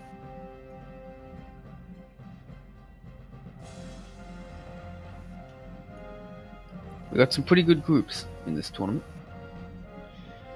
Why is Burning here? Oh, Burning removed from. Oops.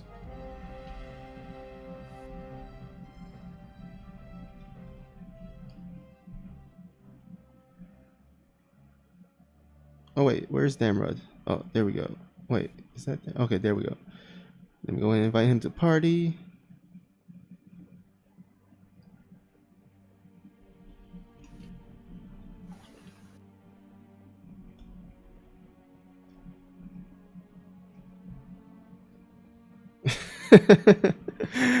Fly QTY already looking to get his revenge.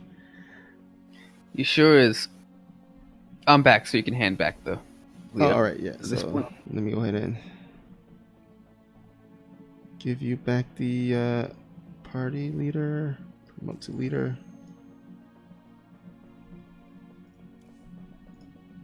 And you're the host, so you'll need to remove Bernie from the game. Oh, actually, I'll just promote you to the lobby host as well.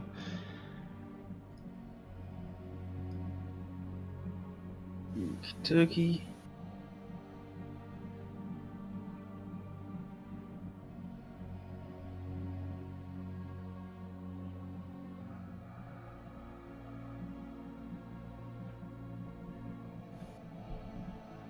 Actually, it looks like Says Damrod's away, so he might not quite be here at the moment. Okay. I guess while we wait for him to come on here, let's go ahead and head back into the groups, the other groups, and maybe talk about what we predict or who we think will be the favorites to come out of the group. So here we have in Group A, we have Art already heading into the round of 8. We have Damrud, Upfly, QTY, and Burning still left. Who you got coming out of this Group A here? I mean, I think I got to go with Burning. He did so well against Obfly. I think that Obfly on paper should have an advantage against Damrud, and if that happens, I think Burning has a pretty big advantage over Obfly. I think I have to go with Burning as well here, but we'll see as soon as the games are played. But let's head into Group B here. We have Uzi Koti, we have Hino, Bio Ice, and Paco Mike, and I think this is going to be one of the harder groups to predict because I think all these players are definitely I think like in around the same tier, same skill level. Who you think will come out? I mean, on top of your head. I think I'm gonna have to go with Uzi and Bio Ice for that one. Nice, good choice. Uzi's really good. He's definitely up there. Bio Ice and Paco Mike could definitely go either way, but I think I'm gonna go with Bio Ice, considering that he will be against Europeans. He will be playing on the US East server. He will have a bit of an advantage there. Yeah, I think I'll have to go with Uzi Koti as well. And then the second person I will have to say is either Bio Ice or Paco Mike.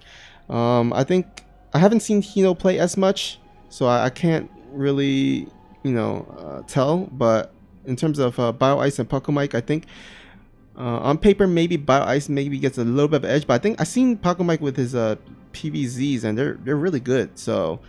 I have to. I'm not sure which to choose between those players, but I think either Bio Ice or Paco Mike. I think. Yeah, that's true. Paco Mike does have a pretty amazing.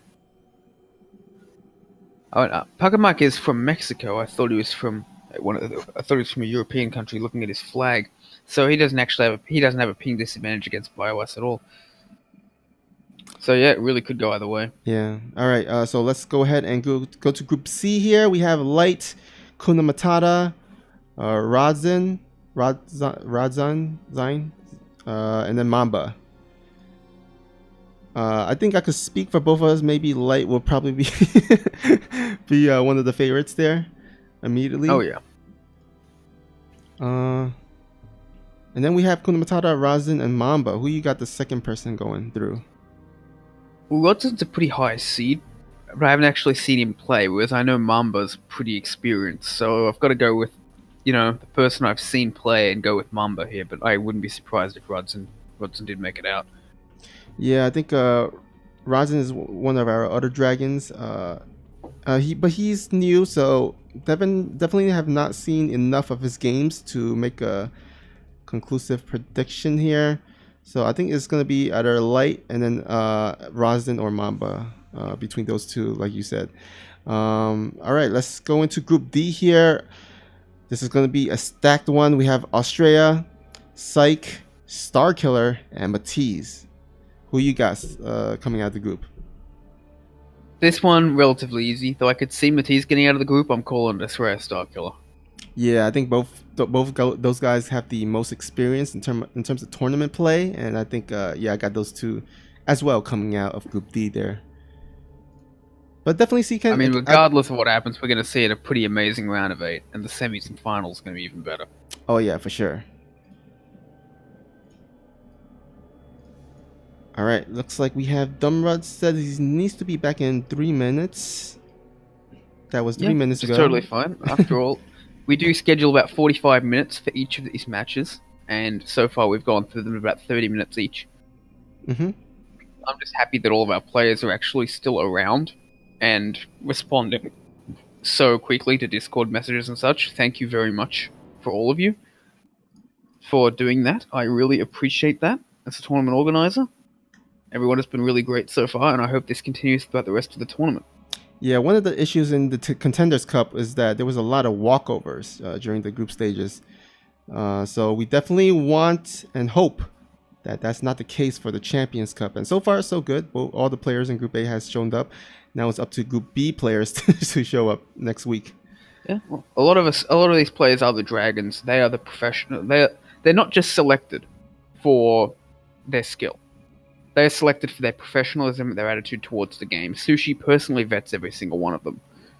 So, in general, if they say they're going to show up, they very, very usually do. I'd be surprised if we get more than 1 or 2 walkovers in the round of 16, honestly. I've got a bunch of alternates prepared just in case, but I think people are going to show up for this. Mm-hmm. Yeah, even our alternates are actually pretty stacked in terms of the players. So it wouldn't be too far-fetched to get an alternate and then have that alternate advance to the round of 8. But it looks like Danrud is in the lobby and ready to go. Alright, where we go? And yeah, you're right, our alternates are pretty stacked. Kingslayer is our first alt, and he's like a 5400 MMR Protoss. He actually wasn't even eligible for contenders because he'd been in at above 5600 in the last 4 months, and I kind of hope he does get to play because it would suck for him to be just too good for contenders but not quite good enough for champions.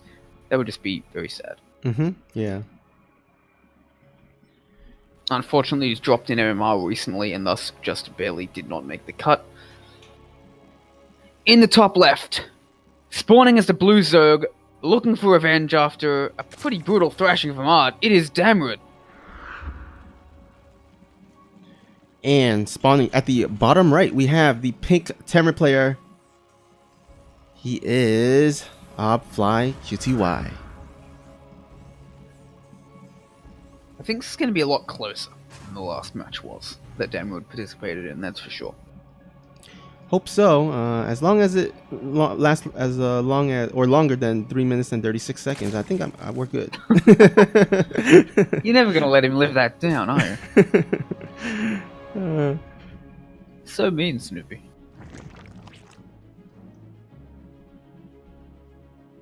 All right. Looks like we have pretty much standard opening from both players. No proxies from Obfly QTY. So we're probably just gonna have a standard here, standard opening from both players here.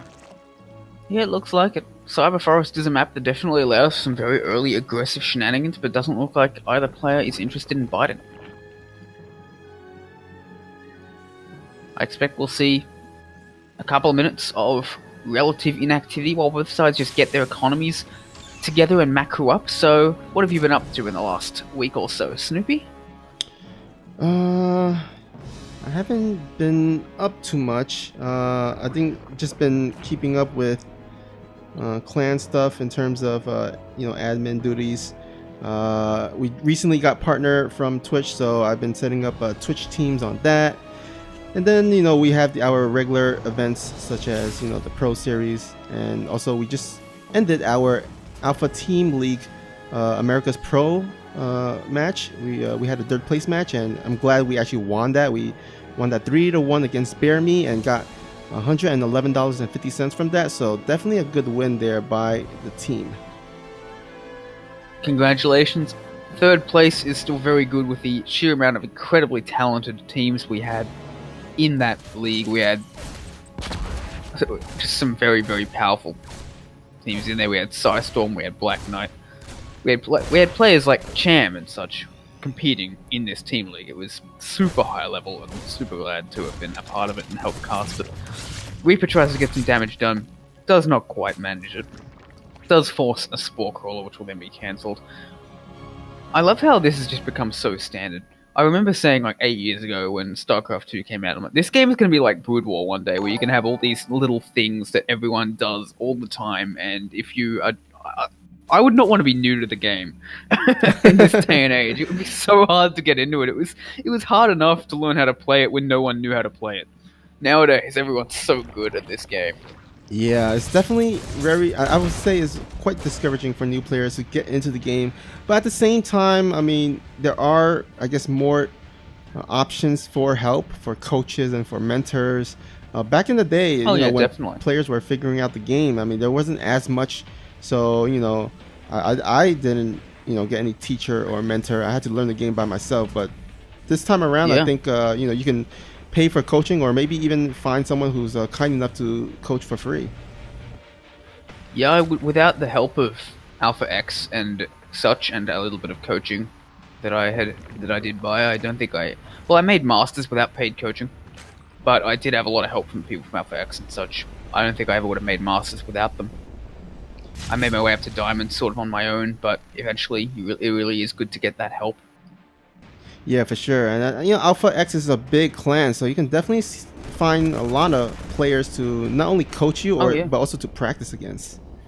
Yeah, Jetix was a big help for me in terms of coaching, and you were my best practice partner when it came to the Chobo Team League, but I also had plenty of other practice partners to help me out.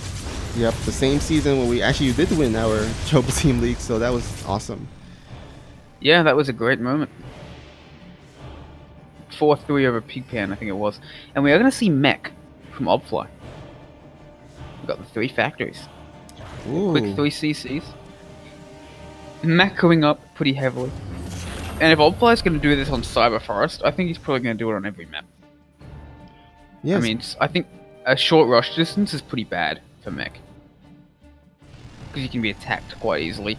Ooh, and we're going to see the Battle Mech style. We're going to see the Magfield accelerators and Infernal pre-igniters, I say, showing off my knowledge of Terran upgrades. The Cyclone extra damage to armored and the Hellions extra damage to light, they act as pretty good foils to each other, I'd say. And he's going to get both of them, so he's going to go Hellion Cyclone as the army of choice for a while. Not going to go for the early tanks. Interesting. Phoenix Tears in the chat says, I saw Black N won. Yeah, congrats to Black N for winning. I thought Sidestorm Game was definitely going to win that because they have a sick lineup. The ace match was Cham versus Gumiho, and that was a pretty great match. Whoa! Yeah. It was crazy. And Cham won. Yeah, Cham won. So nicely done for Cham. For sure. Congrats to Black N. Can you imagine that pressure? It's like the whole tournament on the line, and you're up against a GSL champion, a former GSL champion, and taking that game. That's got to be an amazing moment. Yeah, for sure. I mean, I would definitely be happy. I mean, and you being the one that, helps your team to solely win the... Well, I guess not solely, but to be the ace match and, to be the last hope. Yeah, that's definitely a great feeling. I've only played in like one ace match and it was so stressful. Especially because it was against someone who had 2-0'd me in a tournament like the day before. Alright, we do see a lot of roaches here for Damroot, and he's splitting up quite nicely against these Hellbats. There's not that many Cyclones here. This is actually going to be a really good engagement for Damroot. He's just going to slaughter this very easily. Yeah, that was a nice surround there. And that's not what you want as a mech player. As a mech player, you're looking to be more efficient than your opponent. And admittedly, that's less important in Hellbat's Cyclone than it is with the tanks. But even so, that was a really good engagement for Damroot. He's up quite a lot in supply, even though a lot of this is roaches. He's going into a Roach Hydra Infestor type of composition, just getting pathogen glands. I quite like Damroot's position, and it's very interesting to see where the game's going to go from here for him. Yeah, Obfly, QTY, definitely on the back foot. I mean, mech is one of those, really cost-efficient army, but it's also really hard to, remake once you lose your whole mech army. Luckily for him, it's not tanks, so it's easier, but still. And here we go. He needs to be careful. Definitely doesn't want to lose these 4 Cyclones and a bunch of Hellions. So, I think that Hellbat Cyclone is kind of like the Roach Hydra of mech. Just think about that one for a moment. Well, I mean, it's cheaper, it's easier to make, it's not really a late game composition, it's a bit more mobile, and it's not quite as mechy as traditional mech, if you know what I mean. I feel like you can lose a bunch and remake it, even though you still don't want to. I feel like they're more like the Roach and Banelings, because, the Hellions does splash damage, Banelings does splash damage, their Hellions are, kind of low or kind of squishy or easier to kill, and then Banelings as well. Yeah, that's true, but I kind of more mean like it's a mid-game composition, but it's also not as terrible if you lose it because you can always remake it. This fifth base will get destroyed. Oh. Yeah, it is really more like a Hydra Link Bane composition than it is a Roach Hydra composition. You're right, but they are still both very much mid-game compositions. Yeah. These Infestors are really interesting. I can't wait to see what he does with it. I guess he's gonna try and fungal the Cyclones to stop them from kiting away. Maybe even Nero Parasite. Do we even have Nero Parasite? No, we don't. He could also throw out a bunch of infested Terrans and go for the face. We will find out. Ooh, there it is! There's the fungal! Oh, that's so effective! Oh, look at how many Cyclones just went down. Oh, I love this. This is the best. Oh my god, this is so good. That was so effective. I'm so surprised. I didn't realize how much Hellion Cyclone relied on kiting until suddenly it couldn't do it anymore. Oh yeah, we've definitely seen many times the Cyclones kiting a bunch of roaches, and yeah, those infestors, fungals, hold them in place. That's basically all that Hellbat Cyclone does to win fights. You can see it happen again and again. And now it's just not working. Damrud! Damrud's a genius! This is the greatest! And now I've never seen this before. And now he's up 60 supply. He's attacking into a planetary, he's so confident. I don't know about that, but it just doesn't seem to matter. He's just going to take everything out, and I think he's going to take game number 1. Definitely looks like he's twice the supply of OB, Opfly, QTY. There is no third or fourth base here for the Terran player. And now Damrod's looking to maybe march into the natural here. Actually, no, he's going to go ahead and... Oh, no, now he does. Maybe? Yeah, Opfly does have a third base, but how is he ever going to land it again? Oh, actually, the Infestors has run out of energy, I think. That's why he's backing up maybe a little bit. There's one fungal left. Oh. Exactly what? And yeah, he's backing away, but he's going into Broodlords now. Oh, and here comes the fungal. Oh my god, that's so brutal. He's making 11 Corruptors, Damrud is. He's just going to build a bunch of Broodlords, and then it's going to be Broodlords against Hellbat Cyclone, and Damrud's going to be laughing all the way to game number 2. Yeah, I mean, Cyclones are good, but against Broodlords, you need a bunch of them, and now it looks like it's not even going to get into that stage. It looks like Damrud is looking to end the game, and that third base is going to go down. Yeah, he's just ignoring the Cyclones. He's like, screw it, I'm just going to kill all your bases, and then you're going to have nothing left, and what are you going to do? He is out of Infestors now. So these Hydras, they're going to have a very hard time retreating. Oh, that's a move command. That's not good. Opfly doing some pretty tremendous damage here, but I mean, there's still Broodlords on the way. Yeah. And the Hydras are now safe behind a ramp. And we know what happens when you go up a ramp on this map. Oh, actually, 15 drones went down. I'm not sure what happened there. I'm sorry if I missed that. Must have been a Liberator somewhere at that 4th base. Look, that 4th base is totally empty. Oh, yeah. 17 drones being built for Damrud. 23 drones being built for Damrud at once. Jesus.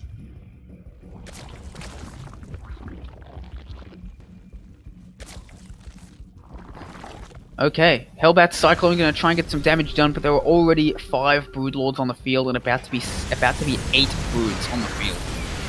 And here they come. They're just going to smash down. What are you going to do against this? Even a flank for Damrud, taking out all of these units. And I wouldn't be surprised if Opfly just GG'd out. There's nothing left for him. He's got no tech to follow up with. The Cyclones are trapped. GG is called. GG. Damrud with a beautiful counter to Hellbat Cyclone with the Infestors takes game number 1 in convincing and very cool style. Yeah, so well done there by Damrud. And we will go into our second game, and then we'll be Opfly QTY's map of choice, and we'll see what he chooses. Sushi in the chat says it's part of the meta actually using Infestors against this. Either use mobile Ling Bangling Hydras and try and flank, or use your Infestors, otherwise Cyclones will cut you to death. Yep. It's a great strategy indeed. It really does show that I haven't been able to watch as much Pro StarCraft since I've been working full time. Have not been as on top of the meta as I used to be. All right, looks like we're going to Port Alexander. Oh, actually, we need to invite him to the party as well. Okay. That's... All right. During that match, there were some notification alerts, so just gonna give some shout outs. Thank you, Captain Canuck35 for the follow, and then also thank you, Phoenix Tears for the 11 bits with the bunch of PogChamp emotes. I appreciate the support. I think it's like Canuck. I think Canuck is in the Canadian term. I think they're a Canadian hockey team. Ah, okay. Yeah, I don't follow hockey, so sorry. Neither do I. I just heard it mentioned on How I Met Your Mother once. Oh, okay. I see. Yeah, I do know that Canuck is a Canadian thing. I just don't know exactly what it's from. I think it's from hockey. Oh, you finished the How I Met Your Mother series? Yeah, like years ago. It's been out for a very long time, Snoopy. Okay, yeah. I was like wondering, because this is a bit of a debate. Back in the day when it ended, what do you think of the ending? I think it's been long enough. I actually liked it. Oh, you liked it? I thought it made sense for why the story began where it did, and why it took so long. Okay, because a lot of people were, like 50-50, or I guess, yeah, it did feel a bit abrupt at the end. I thought the execution of the last season had a bit, that could have been done better. But overall, I didn't mind the way that the direction that it was taken. I just would have liked to see more time after the wedding sort of developed instead of a couple episodes. But I didn't mind how those couple episodes turned out. I just would have liked it to be a bit longer, a bit more involved. I see. But I guess that was kind of the point of the ending as well, right? Like, it was never really about that. That wasn't what the story was meant to be about. That wasn't why he was telling it to his kids in the first place. So it kind of makes sense that they skipped over a lot of that.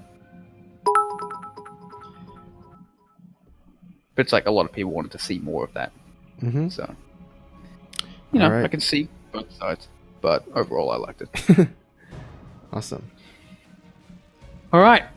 In the upper left, one game away from elimination from Alpha X contenders for champions. He's going to need to bring his best.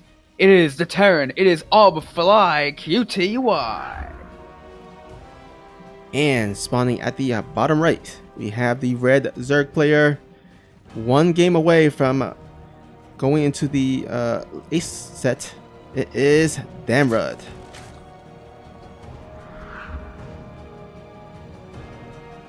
Yeah, we've definitely got some very exciting games, even if the series have been pretty one-sided so far.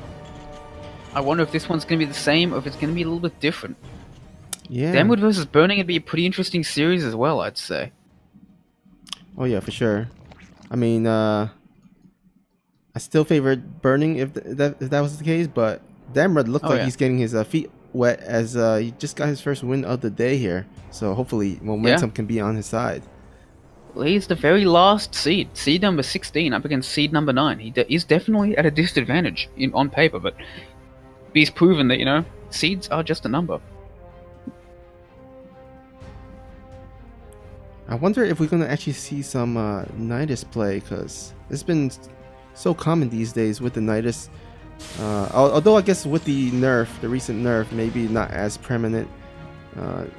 But I've definitely seen a lot of Nidus play in the ZVT in tournament play by pro players. So we'll see if Damrud decides to go for it, or if maybe he's not.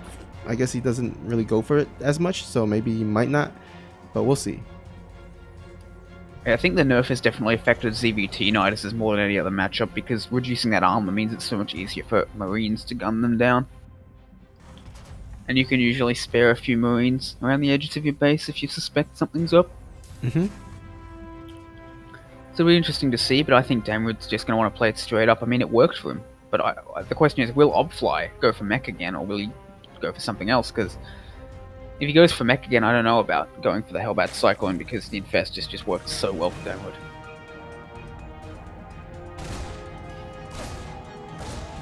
Alright, looks like we have a bit of a skirmish here out in the middle of the map. Definitely don't want to overextend or you'll lose a Ling. Oh, he does. Oh, that's basically just GG right there. Yeah, just call it game over. No need to play anymore. You know, Back it in, move into game number 3. Take your hands off the keyboard. So it looks like we're going to have pretty standard openings from both sides once again. We'll have to see what they want to do off 2 bases. Been playing any other games recently, Snoopy? You know, I haven't been playing as much. So, I mean, I've been playing here and there, but I've been mainly observing other people play. I don't know if you recall, but we had the recent show match between Sunlily and Lanfear.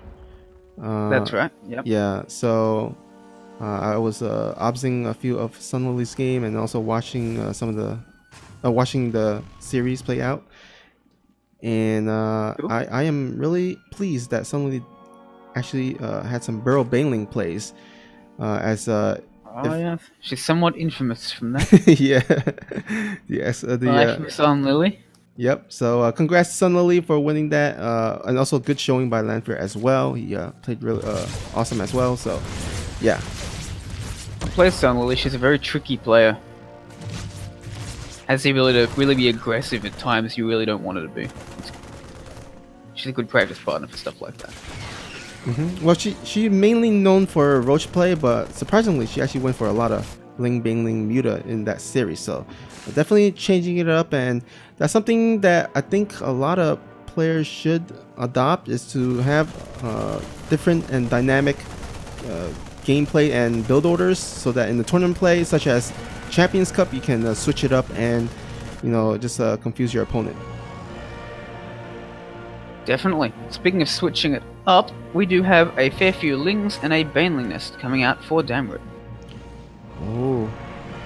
And against this Hellion-based opener, and we do have double eBay, so Obfly QDY is almost certainly going to go for Bio this game instead of Mech. So he is clearly capable of switching it up and has decided, alright, Mech didn't work, let's switch up to something else.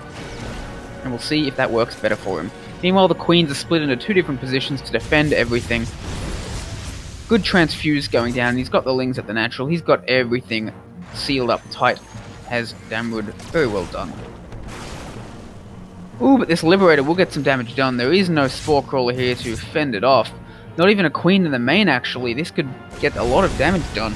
In the meantime, he goes into the natural, and 7 drones are down for Damrod already, as the Liberator continues to get even more damage done. Oh my goodness. This harasses... Yeah, there's not the natural and main aren't even joined up, and Damrod is actually being torn a bit apart. He's moving too many queens towards the main. He doesn't have spores to fend off these liberators, and they're going to get even more damage done at the natural yet again. He's going to kill a queen most likely. He's forcing so much transfuse energy out, and he's going to go into the 3rd base again with even more Hellions. Oh my god, there's nothing here to defend. Away. Nearly in time, 3 more drones go down, and all of a sudden Obfly is in a great position. He's making he's making medivacs, he's making a bunch of marines, he's getting stim in 1-1. Oh man, things looking really good for him. I don't think Damrod even has upgrades on the way. Yeah. No, he doesn't. He's got a Hydroden, but he's got no upgrades at all. He's only now getting his Evo Chambers, and +1/+1 is halfway done for Obfly. He's doing much better in game number 2. Oh yeah, for sure. I mean, the only upgrade he does have is the Baneling speed. That is going to be done soon, so that will be good for him. But, I mean, there's not even much creep spread going on at this stage of the game. Yeah, that's right. I mean, Hydroling Bane with Baneling speed will be nice, but he does need those upgrades as well. He needs that +1/+1, and he's only just now getting it with +1/+1 almost done for the Terran. And it's hard enough to keep up in upgrades when 2-2 is done at the best of times for Zerg, because they need 3-3 for Hive. They need Hive for 3-3. But when he's this far behind, yeah, that could be fatal. Question is, do we have an armory up for Obfly? So I don't think we have an armory for Obfly, so that could give a bit of a chance. Wait, no, he does have one. He does have one at the front, so we can start 2-2 as soon as 1-1's done, if he's on the ball. But in the meantime, he's going for an attack on the 3rd base. The Hellbats are zoning out the Lings and Banes really well, but only 4 drones do go down, and actually this will be cleaned up for Damrod. Yeah, really nice engagement by Damrod, and that is But good fight by Obfly as well, actually. He's up a bunch of supply. And that Hellbat is just in such a good position. It's going to take out so many links. It's so difficult to kill a Hellbat with just links, especially when it's got Medivac support. You really need something else to back that up. And 2-2 is not yet started for Obfly, as he's been so busy with microwing. So that could actually be one saving grace for Damrud. But at the same time, Damrud is just so far behind from all these different attacks, these different harasses, and Obfly is not letting up. He's opening up a double drop. He's going to send that towards the main as well. The Hellbat finally does fall and go down, as does the Reaper. But in the meantime, yeah, Obfly is just taking control of this game so well. He's getting +2 now. Yeah. Though Damrud has caught up a lot in upgrades. A lot of Banelings on the way for Damrud. Meanwhile, here comes the double drop to the main base. There is nothing here to defend it. There's not even Queens. Oh, I don't think he even sees it. Oh no. He sees it now, and he's not moving, he's not retreating. He's gonna lose so many drones. 10 drones go down in the blink of an eye. And a few Hydras are not enough. Actually, he could have probably just straight up stimmed and killed those Hydras, but he did not know what was coming behind it. And now Obfly is up 10 workers and 30 supply against the Zerg. Ah, man, I'm not sure what Damrud can do from here. The 4th base coming. He's got 4 CCs, a 5th on the way. Yeah, that's gonna be a lot of mules. Well, it's gonna turn. Oh no, yes, he's turning one of them into an orbital, not even a planetary. He's getting a center tower and a bunker. Look at that nice building placement of that third. That is so beautiful. I love that. Obfly is like, you are never gonna break me, ever.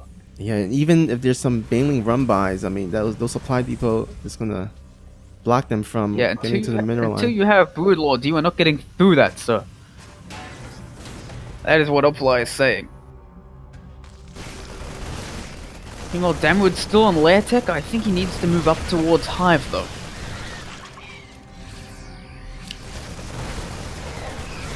Hydra's on move command a bit. Actually, they're attacking the Medivacs, but they're so weak without the Lings to protect them. So many Hydras getting gunned down. The units are only coming in bit by bit, and that's because the 4th is under attack as well. The Banelings coming in clubs. The tanks! No. Tanks, cover your eyes! So many Banelings do fall. This is NSFZ. This is not safe for Zerg to watch, as there's still a few Marines alive attacking the natural. Meanwhile, the 4th is being pushed hard, and I think this might be the last stand for Damrud. Good connections on the Banelings, but I just don't think there's enough. The remaining Hydras are getting slaughtered one by one. Obfly is still up 30 supply. He's taking out the rest of the Queens. He's advancing on the 4th base. GG is called. And Obfly showing that his bio is a bit better than his mech, apparently. But even then, with the opening, just did so well. And we are going to go into our first Game 3 of the day. Yep. And Obfly, he's like, I'm not ready to be eliminated yet. So this is going to come down to this next game. And it will be Damrud's map of choice. So it will be on his court.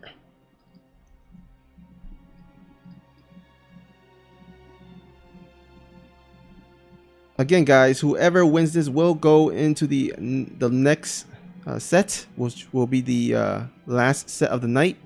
And then whoever wins that set will determine who advances to the round of 8. And again, whoever advances to the round of 8 is automatically secures the $25 prize pool. So definitely want to advance to that to at least earn a bit of money from this tournament. We have Art already going through to the round of 8 with an impressive showing earlier on.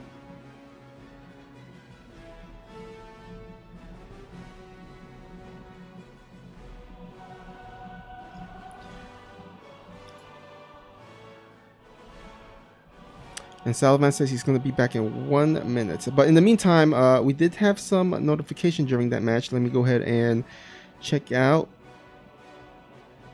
We do have Sniper SC with a 5-bit. With some party emotes. Or not party, yeah, party 1 emotes. Appreciate the bits, Sniper SC. All the bits and support and donations goes towards the teams, events, and like the Alpha Pro Series, the MVP Cups, etc., etc. So we definitely appreciate all the support.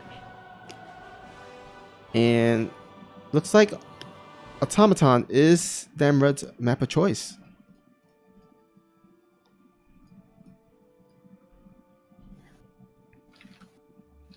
What's the last map? King's Cove? It wouldn't even really be Damrod's choice. There's only one map left. Oh yeah, that's true.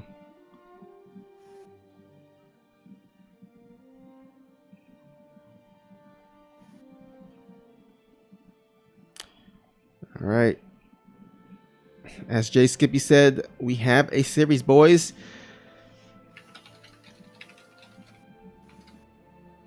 All right, looks like we have a little bit of a debate here in the chat saying mech is better and more fun. We'll see. I mean, it depends on the player, I guess. Some players find mech more fun to play with, and some find bio more to play with.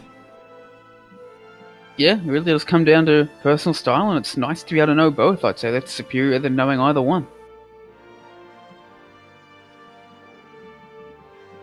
It does come down to a player's personal preference. Both of them can work at, the top GSL level, so... Yeah.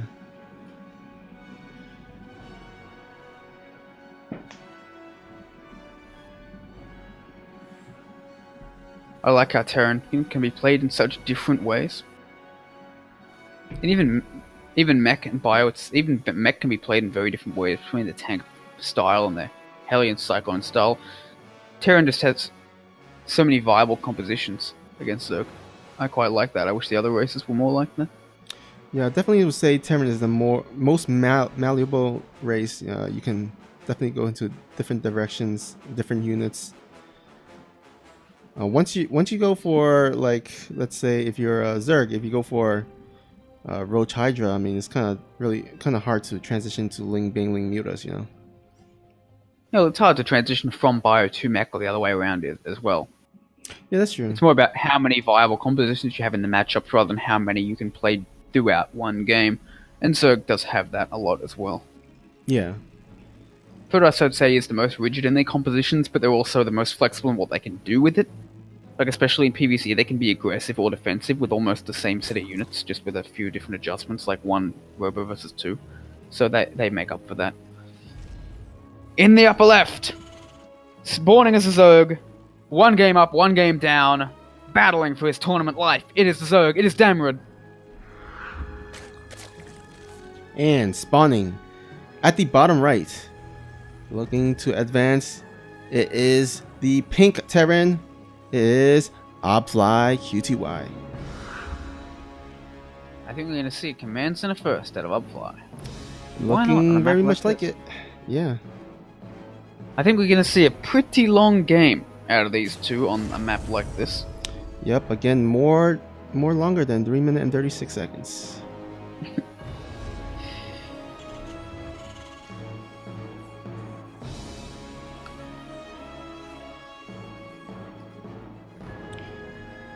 So I think this map, King's Cove, one of the harder maps for Zerg to scout for proxies, because they can proxies to the north, to the south, but then you have to send your overlord to only one way, because your first overlord goes directly to the main base of the Terran player, and then the second overlord you have to choose between the top side to scout or the bottom side. So proxies definitely I guess more common in this map compared to other maps, especially with the surface area in which Reapers can jump in and out of through the main base. So but luckily for him, no proxies this game. You might think that the bigger the map is, the worse it is for proxies, but it's actually almost the reverse, because not only is it harder to spot the proxies, as you just said, but also it takes longer for that overlord to go across to the natural and see that there's no command center. Right, yeah. But it also makes it better for stuff like command center first as well, because I mean, by the time Damrod gets over here, this command center is already done. There's nothing that Damrod can do about it. All they can do is take his own expansion and see what he can get done. Yeah, I mean, with the exception of a blind fast pull, like a 12 or 13 pull, I mean, you can't really do much after the Terran player makes that CC and gets it up and running. I mean, even a 17 pull can make a few lings if blindly and send them across the map and delay or even deny this CC. But Damwood is pretty clearly a hatch first kind of guy, and Obfly has figured this out over the course of the series, over the course of the day, and thus decided it was a reasonable risk to take, and he was very much right. It will go unpunished and give him a slight economic lead. All good. Queen positioning denies that Reaper from getting in. He will be able to get into the main, but there's already 4 lings there as well to try and delay or deny this scouting. And here he goes. Oh, look at that. That is really nice. He will not actually get this Reaper, but he will deny any sort of scouting from it. Demrid's not doing anything weird, but Obfly will have to think in the back of his mind, maybe something's up here. Yeah, or it maybe even forces him to waste a scan to see what's happening. Yeah, quite possibly. We'll have to play a bit more defensively, as you said, man, to use a scan on that. So very nicely done from Demrid so far. Nicely done from both players. Mm-hmm. And a third CC coming up from Obfly. Obfly going for maximum greed this game. And with that nice Overlord positioning by Damrod, he does scout this, so he knows that there is a third base on the way here. Yeah, looks like he's just going to make more and more drones. I wouldn't be surprised to see a very greedy response from Damrod as well, like a fast 4th base at like 5 to 6 minutes. And just go straight into that very robust mid-game of Zerg. Man, if I was a Protoss that scout this, I'm going straight to Mothership. Not saying. At last, this Overlord will get cleared out. There is another Overlord on the map. We'll see if that Viking does end up spotting that. Baneling Nest and 2 Evos on the way, pretty quickly for Damrod. Evo chambers this time faster than the engineering base. I quite like that. Instead of going for the very fast 3rd base, you go for fast double upgrades. Get an upgrade advantage over your opponent, and you can parlay that into either a lot of safety or some aggressive timings later on in the game. Hellions will try and see what they can get done, but there's already so many queens out. Roach Warren will be done just for safety. Did he just cancel a Baneling Nest? I think so. Yeah, he did. Ah, interesting. What could he have seen? Oh, did he see those 2 factories somehow? Let me see. Nope, still in the blind here. How did he know? Man, like, there must have been something that tipped him off. I mean, he only seen 4 Hellions. That doesn't really tell you much. No, it doesn't. Someone in the chat who's better at this matchup than us, could you, like, let us know? Yeah. Maybe the Overlord poked in and saw another 4 Hellions or so at the front and was like, oh, that's 8 Hellions, that indicates something. He's going for the Hellbat Cyclone again, that's his tech of choice. Well, it's going to definitely be the right call, as he is going mech, so the roaches will come in handy there. Yeah, but I just don't know how Damrod realized he should do that. That's so good. These players, yeah, they're so strong. You got their spidey senses on level 5. That's for sure. And we do have a lot of Hellions from Obfly indicating to Damrod that yes, your guess was right. Or rather, your prediction was right. I'm going for the Hellbat Cyclone. And there we go. Infestation. Yep, Infestation Pit. Looks like we're going to see a similar game to game number 1, but we'll see if Obfly can be a bit more successful with it this time around. Yeah, he's making... Remember, he's making Cyclones, but he's adding tanks compared to the other game where it was just mainly just Hellions and Cyclones. I like that. Also, we've got to remember that he lost a lot of stuff with an early attack in game number 1. It wasn't just, an even game until suddenly it wasn't. Damrod was ahead for quite some time after that initial attack. Liberator is going to try and get some damage done at the 4th base, but will not find any drones. Tried to do it at third base as well, but no kills in total. Excellent spore placement and clean placement from Damwood overall. He's making a bunch of overlords because he gets supply blocked. Spreading that creep out and going into a very fast hive. I quite like Damwood's position, although he doesn't... Oh no, he does have a fourth base. Yeah, that's his fourth base. So overall he's doing very well. Meanwhile, Obfly building a fourth CC of his own and getting into the Cyclone Hellbat tank sort of composition. I think he's getting like a tank or two for defense. I don't think he's planning on actually making it a core part of his composition, at least not for a long time, as we do see the pathogen glands forming and the Hydra count rising. But with this time with the Hive, Damwood will have even more options with which to counter this play. And I do like this forward CC here, forward by Obfly. It's going to allow him to make a sensor tower in the middle and allow him to kind of, siege up in that, protect the natural as well as the dirt. Oh yeah, definitely. How about Cyclone doing what it can, but the Ro16 will send it back. Denies a bit of creep spread, but not as much as it would have liked. And we do have a fusion core and a second starport out for Obfly, so I'm wondering if we're going to see battle cruisers or ranged liberators. I'm guessing for now it's going to be ranged liberators. Ranged lib's very good against Roach Hydra. I wouldn't be surprised if we might battle cruisers later in the game. But it might be just be Vikings, because there is a Spire, and it might be turned into a Greater Spires pretty soon. Hive just finished, so you can morph that into a Greater Spire. Yeah, but you don't need a fusion core for Vikings. Oh, right. That's true. +2/+2 on the way for Obfly. And for both players, actually, as the Infestors begin to make their moves. And Infestors are not very good against Liberators.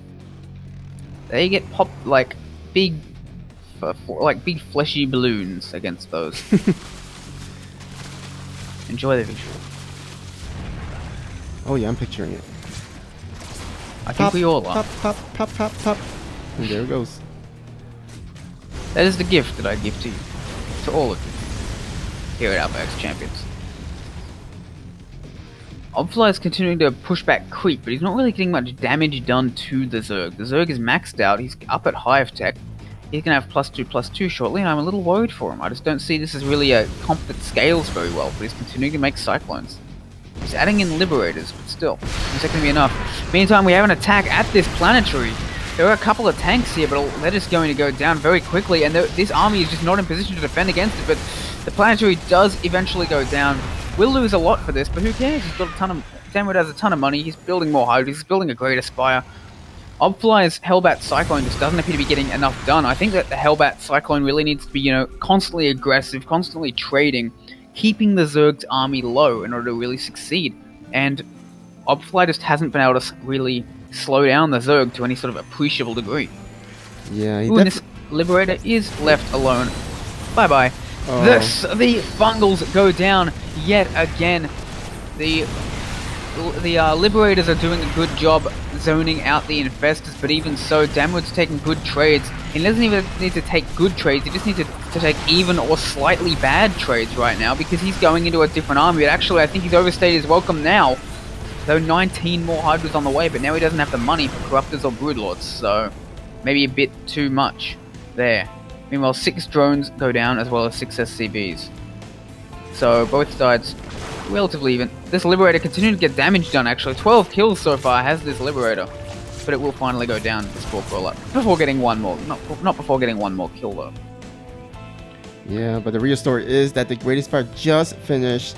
That's going to allow him to start making some Broodlords. He's going to make the 5 Corruptors. And what does Obfly has to counter against that?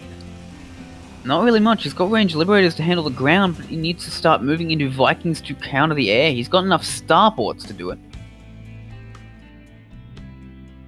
Lots of Hydralisks as the tech of choice for Damwood. There aren't really any tanks to defend against this, so this is going to be really good for him, for Damwood, I feel. +3/+3 on the way. A couple of Broodlords being produced. He does need to take those 9th and 10th gases. He's taking one of them now. He needs to take the other one as well. Get that 5 base gas going to really build up that Broodlord count. He's pretty low on gas, spending all of his gas pretty regularly, and starting to get quite high on minerals. Meantime, this Hydra Ball is just going to attack this 4th base yet again, or might even move straight up into the natural. Liberator goes down very quickly. One Liberator sieging up, not going to be enough to handle this huge bunch of Hydras. Cyclones and Hellbats do come back, but I was thinking Damwood might be able to get a good, just move up that ramp and get a great fight, but he does choose to back away. 56 Zerglings on the way, presumably to try and trap the Cyclones there. And in the meantime, the Broodlords are on their way. This is not the true threat for Damwood. The Hydras are just the opening, just the hors d'oeuvre to the main course that is these Broodlords.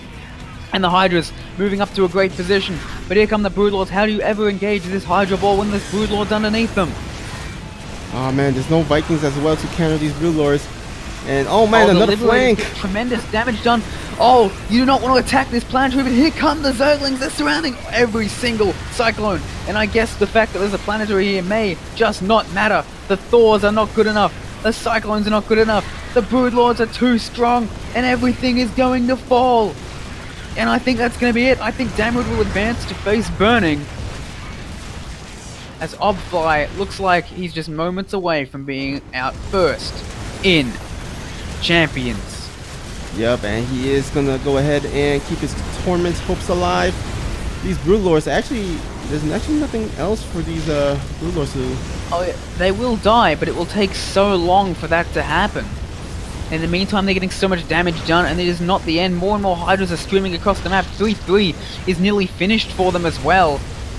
Oh, they're actually misrallied there, just moving in, but even then, it just doesn't matter anymore, I don't think. Damwood's still up 40 supply. SCVs are being pulled off the line against 3-3 Hydras. Actually, not even being pulled off the line, they're just long-distance mining and running directly into the Hydralisk. And there is nothing left between the Hydras and the Corruptors. Everything will fall, everything must go. +3 armor, even gonna get denied for Obfly. And this is Obfly's last stand, I would say. He's even corrupting the orbital command at the natural. Oh my god. As everything is going to fall to the Hydraling. In the meantime, Damwood can just make Broodlords if he wants. Right in the Terran's face. He's up in the main. He's at the production. And that basically means the death knell for Terran. Damwood has double the supply, double the workers, double everything. Oh man, beautiful play by Damwood. In the end, just knows exactly how to deal with this Hellbat Cyclone style. I feel like he might have... Hindsight is 2020, but maybe Obfly would have been better with Bio. He did really well with it in game number 2. Yeah. I mean, gotta give props for him trying to making it happen. But unfortunately, Damwood will prove to be the superior player today. Yeah, Damwood knows exactly how to play against the style extremely well.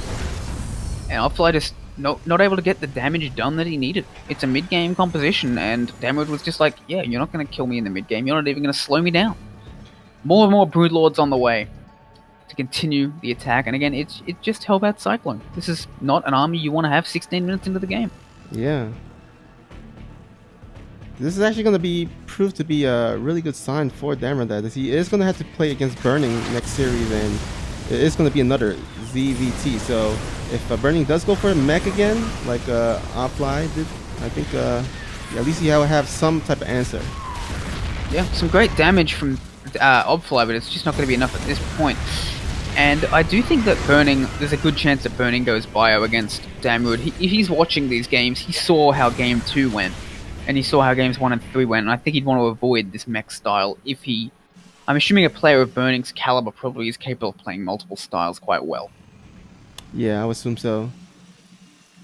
So I wouldn't be surprised to see him employ mostly or entirely Bio in the upcoming match. The Planetary doesn't stand a chance. It's just going to get massacred by the Hydras. A bunch of Hydras will die. Damwood doesn't even care. The Broodlords are the true threat. And finally, GG is called. Damwood will take the loser's match. Alright, that was a great last game to end the series on. And we have our last set here.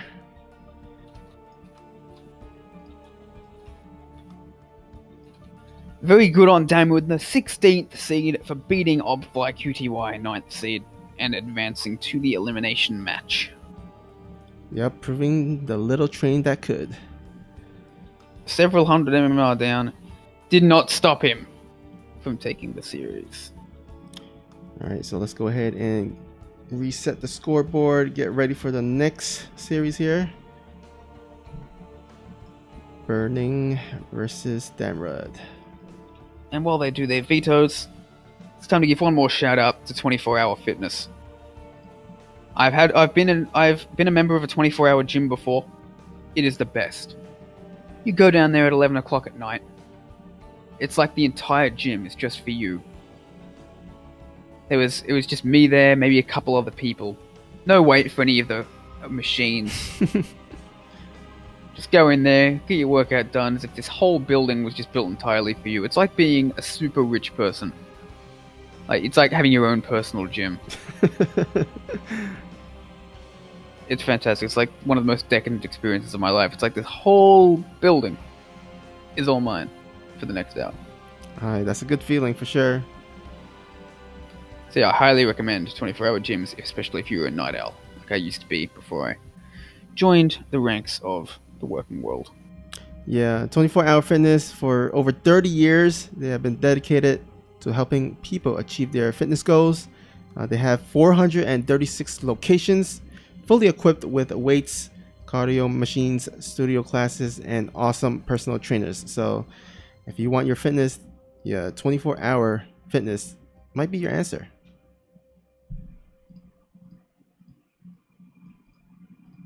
Did you have something? I think you had a video you wanted to play at about this point. All right. We do actually. Let me go ahead and get it set up here. We do have an ad here for 24-hour fitness.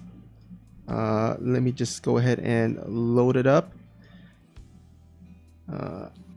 Here we go. Thank you very much for both Bubba Burger and 24-hour fitness. We wouldn't be able to bring you a tournament of this caliber, of this prize pool, without you. It all goes to support our players. Yeah, so we'll just go ahead and play this 30-second 24-hour fitness commercial, and we'll be right back. Time is now, place is here to rest. Feeling the holes on my soul. I see, I like, I go, I get. No one can hold me back. I see, I like, I go, I get. Go, I get, go, I get, go, I get now. Go, I get, go, I get, go, I get now. All right, so there you have it. 24-hour fitness. That is your way to get some good exercise. Exercise is definitely important. I gotta get back to the gym. I'm looking at joining a local rock climbing group, actually. Ooh. I haven't actually rock climbed myself, but I mean, it seems fun. I've done some indoor climbing. It's pretty good. That was when I was a teenager, though. I'm actually scared of heights, so I'm trying to overcome that. I see. I get nervous climbing the ladder, and I'm like, come on, Sal, you're a grown man. This is ridiculous. Imagine it like climbing the ladder of StarCraft. I'm not very good at that either, man. I keep falling back down. That doesn't help. Man. Okay. I want to fall 300 rungs down that ladder every day. Yeah, that might not be the best analogy, but yes, this ladder is like the ladder of StarCraft. Right. You'll launch up it, think you are doing well, and then immediately fall back down and break something.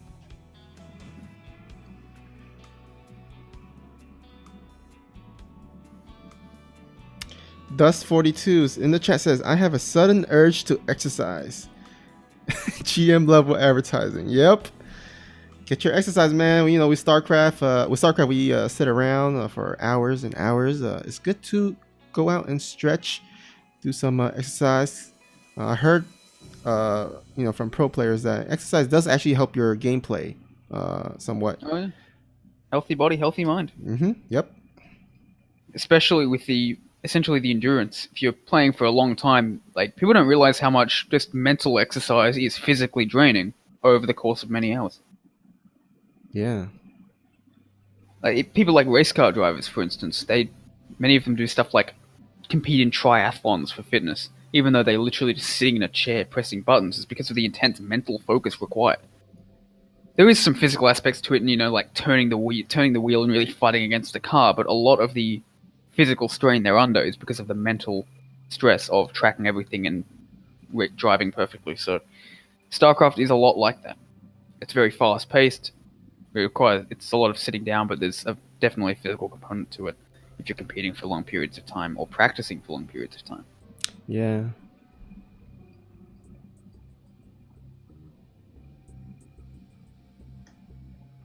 By the way, guys, just a little update. Damrud asking for a little bit of a break before he heads into this next set.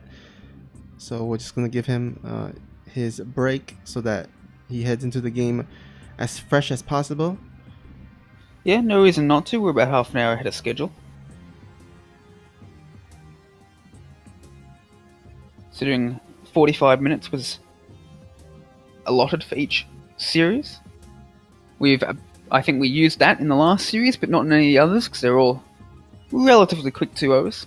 But I'm glad we had a very close, nail-biting series just now, and now we'll get one more TVZ to finish things off. I think Burning's going to win, but I'm kind of rooting for Damrud. I like the underdog. What can I say? I'd like to see the 16th seed make it through. Plus, I just really like this Infestor-based style against the Hellbat Cyclone. I think it's really cool. Yeah, well, with this type of format, anything is possible. You just need to win 2 games, and you're set to advance. So definitely possible for you got to win. You got to win 4 actually, but Damrud is halfway there. Jay Skippy in the chat saying Salavanth rock climbing complements BJJ really well, improved them grip strength. I'm not sure. Exactly. I'm not sure what BJJ stands for. Brazilian Jiu-Jitsu. It's a grappling martial art. I see. I trained for a while back in my hometown. I'm thinking of getting back into it again. In fact, one of the gyms I'm looking at has an indoor climbing wall. That's how well they complement each other. Oh. Plus, some climbers are just like seriously strong. There are climbers who have done it for like many years who can do like a one-arm pull-up without ever training for it. That's how strong they get. How much grip strength and pulling power they have. Yeah, I would imagine you would need a lot of, I think, upper body strength, maybe. Yeah. Well, think about how hard a pull-up is, right? Now imagine doing that with your entire body weight on your back. That's how difficult it is to do a pull-up with one arm. Yeah. In fact, it might even be harder than that because you've only got one arm to balance yourself with. You're not as stable. So yeah, it's really difficult exercise. People train specifically for it for weeks. Not weeks, years. And they don't get there. It's like, oh yeah, people train for it for weeks and they don't achieve it. It's so hard. It's like, god damn it. It's crazy. Like, they just like climb mountains, and it's like so much energy you need to have for that. Oh, looks like Damrud is ready. King's Cove will be his map choice, he says. No, they're vetoing. Oh, okay, alright, veto. Burning vetoed Automaton. Damrud vetoed King's Cove.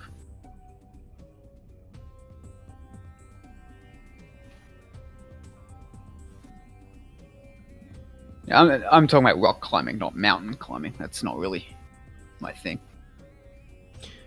Yeah, I mean, like, it's more like you've got like it's more like a puzzle rather than like an all-day hike. I mean, it's like similar. Like you're trying to climb up the obstacle, and yeah, you needs a lot of energy to do that. Oh yeah, definitely.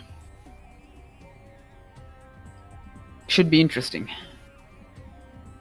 Turns out there's a lot of like university clubs and such around that have all these cool stuff, and they charge next to nothing for it, and it's they charge a bit more for people who aren't affiliated with the university, but still next to nothing plus 50% is still very little.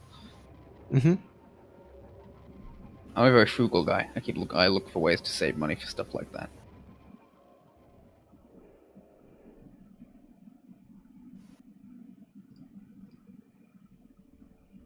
All right. Okay, Cyber Forest will be our first map. Awesome. And that means we have Kairos, and what's the other one? And New Repug. Wow. This may be the first time we play a New Repug. The pool as well. Yeah, I think it could be. Alright, so we have Cyber Forest as our map of choice. The shortest map in the map pool. And the death of every player that tries to go up a ramp. Yeah, pretty much. Home of the ramps of death. Wait, we don't want to make Damwood the referee. We want to make me the referee. I'm not going to be playing against Damwood. I mean, I could totally take him, just not on the EU server. Cough, cough. No, I couldn't. I'd get knocked out first round in contenders. All right, looks okay, like we are ready. Yep, we're ready. We'll be getting underway. Match number 5, the finale of today's group, but only the very beginning of an incredibly cool $500 tournament across 7 different weeks. We are truly blessed to have these players compete for our entertainment today. Truly on blessed. Cyber Forest. In the upper left, taking a 2-1 series over Robfly QTY, proving his ZVT is no slouch. Can he do it again? It is the Zerg. It is Damwood. And in the bottom right, we have the red Terran player. He's on fire. He is burning. Very nice. Thank you. So this is going to be the last set of the day, and whoever wins this will advance to the round of 8. They will be guaranteed a $25 prize pool. So yep, that is right, as well as the opportunity to compete for far more. You get $25 if you win one round, and then you double your money for every round you win after that. Yep. $50 for the round of 4, $100 for the finals, and $200 if you win the entire thing. And you can add to that pool with the Matcherino code, Alpha X Champions 1. Contributing a bit more to our players. We have, I believe, 100 codes to use, though the $500 prize pool is guaranteed regardless of how many codes are used. That is already set aside for our players, courtesy of OSC's Team Championships, 24-Hour Fitness, and Bubba Burger. And we'll be seeing a standard opening from both sides again. Nothing unusual. Both sides very much like these macro games so far. Burning is actually sitting out in SCV. I'm not sure exactly why. Maybe he's not. He's making a Reaper. I'm not sure why he's sending out this command, this SCV. Maybe he wants to try and deny a fast third base. Seems like the most likely option. Yeah, that's possible. I mean, he's definitely heading to the third. Oh, actually, no, it's just a little misrally there. But I think maybe it's possible that because this is a short map distance, that there are cases where the Zerg will go for a bit of an early pull, make a 2 or 4 lings and send out to across the map while the Reaper is going across the map. I guess if he saw that, he would just not send the Reaper out, and that's why he did that. Yeah, that's pretty cool. I like that. But in the meantime, Burning is actually blocking the wrong third base. Damwood will take a bit of a more open, more forward third as his choice, which is an interesting choice. I think he did that against Obfly as well. I'm wondering what his rationale is behind that. Putting that creep tuber down. So it'll be 3 bases to 2. We'll have to see what Burning wants to do from here. He's getting a relatively fast starport, going into those Hellions, I imagine. And probably just going to go into... the starport doesn't have room for an add-on. He's not getting a tech lab on the barracks just yet, so I don't think he's going to get any add-ons on that. So I think he's just going to go for Hellions. I think he's going to get the tech lab now on that barracks. But it's not going to float around to the starport. I think it's too late. I think he's just going to go for a relatively fast stim. Maybe go for a medivac or a liberator. I think a liberator at that starport. Alright, looks like the starport will be switching off with the barracks there, getting tech lab. There you go. I was wrong. I thought that the tech lab was a little too late for that, but Burning's still able to do that, and we'll go for some Cloak Banshee. So Hellion Banshee is going to be the build of choice for Burning. Pretty standard opener. Can go into pretty much anything off of that if he's so inclined. And we'll have to see what he wants to do after that. Can go into Bio, can go into Mech. Just good for denying creep, getting some map control, harassing the Zerg a little bit. We'll see if Damwood's up to the challenge. I think he is. Well, he definitely needs to make these Spore Callers pretty soon, as the first Banshee's popping out here. Ooh, we have an Armory for Burning. He's going to go for a Hellbat type of time. Ah, yeah. Interesting. He's getting a tap lab on his barracks, so he's not, all in with this. He can go into Stim afterwards, so he presumably will be taking into Bio after this. But he definitely wants to get some damage done with these Hellbats, and he is making the spores at a very nice timing, just as Banshee is already moving across the map. And he's getting his Baneling nest, so he will have enough Banes to fend off these Hellbats if they connect well. Does need to spread out that creep a little bit more if he can, to try and allow for him to fight on creep against the Hellbats to make the Banelings connect. He's getting a third CC is Burning. Alright, looks like the Banshee will be coming into the natural. Spore Caller's already set, but again, the Banshee is one of those units that just gets damaged even if the defense is there. Oh yeah, the Queen's not there. Oh wow, 3 drones going down immediately. 4? Yeah, he's just got held position on the Banshee. So he's going to take 5 drones out and save the Banshee as well. And in the meantime, here come the Hellbats.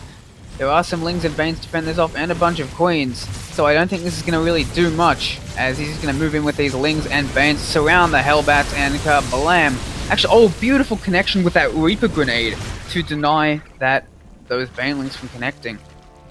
But not a ton of damage going to be done, but forces a lot of Banelings and gets yet more SCVs, because that Spore is just not in the right position. It needs to be a little further to the south. Yeah. And the Banshee will finally go down, but it got, I think, 7 kills total. And the second Banshee is still being annoying as well, denying creep. Ooh, just doesn't quite deny the creep. Burning is getting a third base, he's getting a second armory, and he's actually, no, he's going into mech. Whoa. Look at that. Now, Damrod has been playing against mech, against Offly QTY, so he has a bit of experience against that. And playing very well. I wonder if we're going to see the Hellbat Cyclone type of opening, or if we're going to see more of a tank-based mech. Because I think that, Burning's up against a pretty tough opponent if he goes for the Hellbat Cyclone. Oh, these Queens are a little far out. They are moving back now. And he is getting a tank. We'll see if he goes for a second one. A Thor. Oh, interesting. I was going for a couple of Thors, I think, for that Thor drop that Gumiho likes to do. Right. So I think that indicates a more of a standard mech, a standard tank-based mech, compared to the alternative. Yeah, this is kind of like he's only getting 1 Thor, actually. Oh, actually, yeah, he's getting only 1, interesting enough. Oh wait, yeah. Oh, he's supply blocked. Oh, but he's queued up a tank on the second factory, so I'm not sure if it's a Thor drop. Interesting. Hellions will go in, turn into Hellbats, try and get some damage done. They are going to have to split up against these Banelings, but if they can do that, they'll do well. Oh, but they don't quite get the split. But at the same time, there's enough Hellbats to get some serious damage done on this mineral line, actually. The drones are not retreating. 10 drones have just gone down. 11. There's 3 Banshees at the natural that are doing some damage as well. But, 2 of them will go. Not just 1. Oh my god, those drones are clumped up. Oh no! Oh the my drones! god. 19 drones killed by Burning. He's doing very well. He's not playing the passive sit-back mech like Obfly was, no. He's getting in the Zerg's face and harassing heavily, and denying a 5th base with the Banshees, clearing up creep on 2 locations, and taking out 19 drones. He's playing this extremely well, and Damwood is in a bit of trouble, though. He has replenished these drones now, but now he needs to get up an army before the push of the inevitable push of Burning. Burning is even getting Hyperflight Rotors, the Banshee speed upgrade, to continue to do that harass. Oh man, yeah. My condolences to all the Zerg players that had to watch that. Yeah, that's not what you want, but the infestation pit is coming down. There are a bunch of hydras coming out for Damwood. He's not dead yet.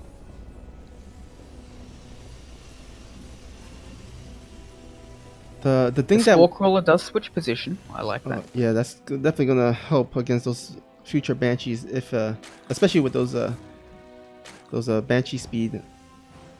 Ooh, look at that from Burning. He lands that barracks to spot an attack coming in advance. That's really cool. Yeah, this is one of the maps that actually doesn't have a lot of watchtowers. Actually has none. 11 swarm hosts on the way. We don't actually have a ton of tanks for Burning. But swarm hosts are pretty good against Thors as well. Yeah. If they're not lifted with medivacs, and there aren't any medivacs here to lift them. Hellions get some decent trades against the Hydras. You know, we'll see what this Hydra Swarm Host can get done. You know, it's interesting that Damrod, he went for Broodlords in the previous games to deal with the mech army, but this time around he's actually going for Swarm Host, so I'm wondering why he decided to switch it up to go for Swarm Host instead of Broodlords here. Swarm Hosts are not good against something as mobile as Hellbat Cyclone, but against a more tank Thor-heavy army, they're a lot better. Alright, I see. Oh, actually this fourth base is likely to go down. Yeah, it is. It's going to go down. But in the meantime, there's an attack. The Swarm Hosts are getting a lot of damage done on these tanks and Thors, but a lot of them do run into Hellbats, and the Swarm Hosts will be forced to back away. The Hydras come back to deal with these Banshees, and 3 of them will go down, but at what cost? The hatchery is gone. He's building a 5th hatchery. He has just built a 5th hatchery, though, at the north. But oh, the Swarm Hosts! Oh no! He's left them. Oh, and Burning is actually going to body block with the Hellbat! That is amazing! Oh, that is such a good move! Oh my god! Almost dead. Oh, Damrod is in so much trouble. That was sick. Oh, I was thinking, is that Hellion going to be able to actually body block them? No, I don't think it will. But then he turns it into a Hellbat. That is masterful. Oh, you just don't see that every day. You don't see that every year. I've never seen that before. And we all know that's so cool. We all know that Hellbat is the fatter version of Hellion, so gotta block that. I love this. I love this tournament so much. We've already seen so much great stuff today. I don't think this push is holdable. There's just no way Damrod's gonna hold that up with so all of his Swarm Hosts. So many tanks, so many Hellions, so many just units in general. They just smash on through. 2-2 against 1-1 as well. GG from Damrod, and Burning takes game number 1. I'll be back in 1 minute. I'll take one more break, and then I will be good for the rest of this series. Alright.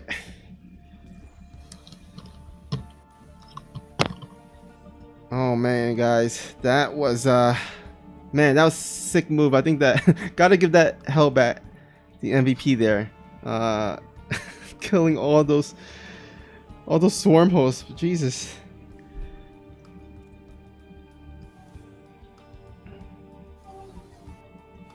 Alright, looks like Damrod will choose Kairos Junction as his next map.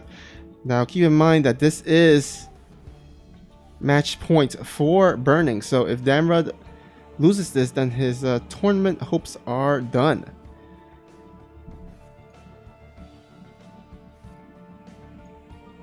And I'm gonna actually hold off on making the lobby until Salvanth comes back, because even if I create the map, Salvanth won't be here to accept, so just gonna wait for him to come back here.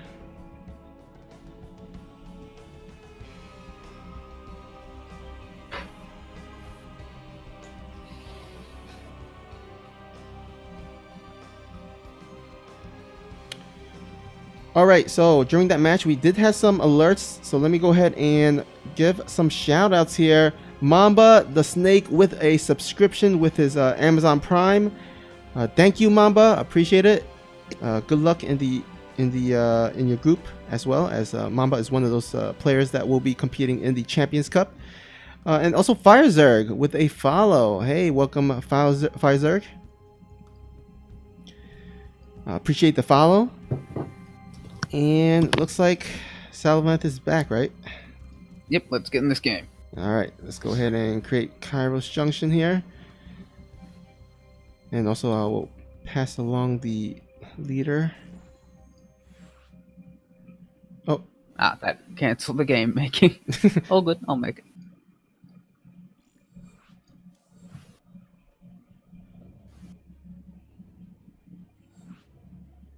Alright. Burning's up one game. Oh, that Hellion turning into the Hellbat was so good. Yeah. I was looking at that Hellion, I'm like, he could try and body block with it, and he might, get a couple extra swarm hosts, because he'll have to move past that. That would be so cool. And then, it just turned out so much better than I expected. Yeah. I hope someone clipped that. Play of the night. For sure. Although the night isn't over yet, so who knows? Yeah, there's still time. It'll be hard to top that, though. Yeah. Alright, Burning gonna request a 1 minute break here. And I'll take 20 seconds to replenish my soft drink glass as well. Alright.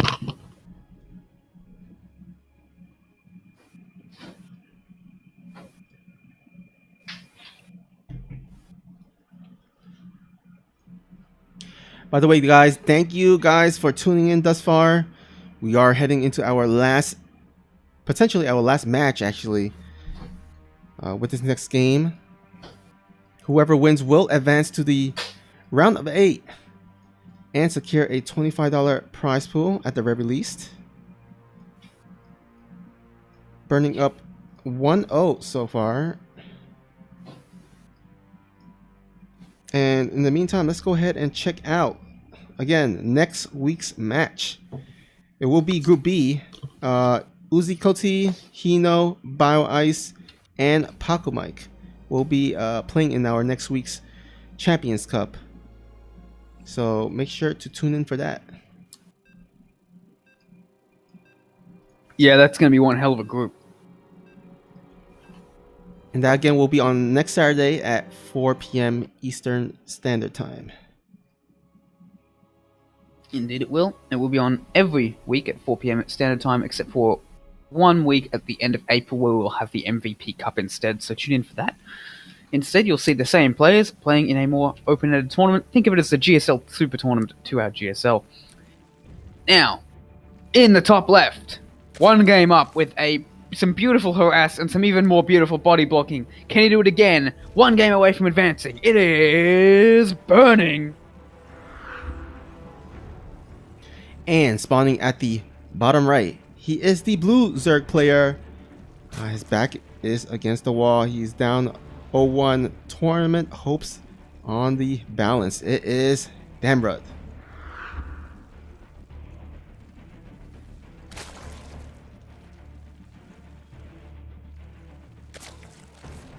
I'm getting into classic EverQuest lately. Is that a game?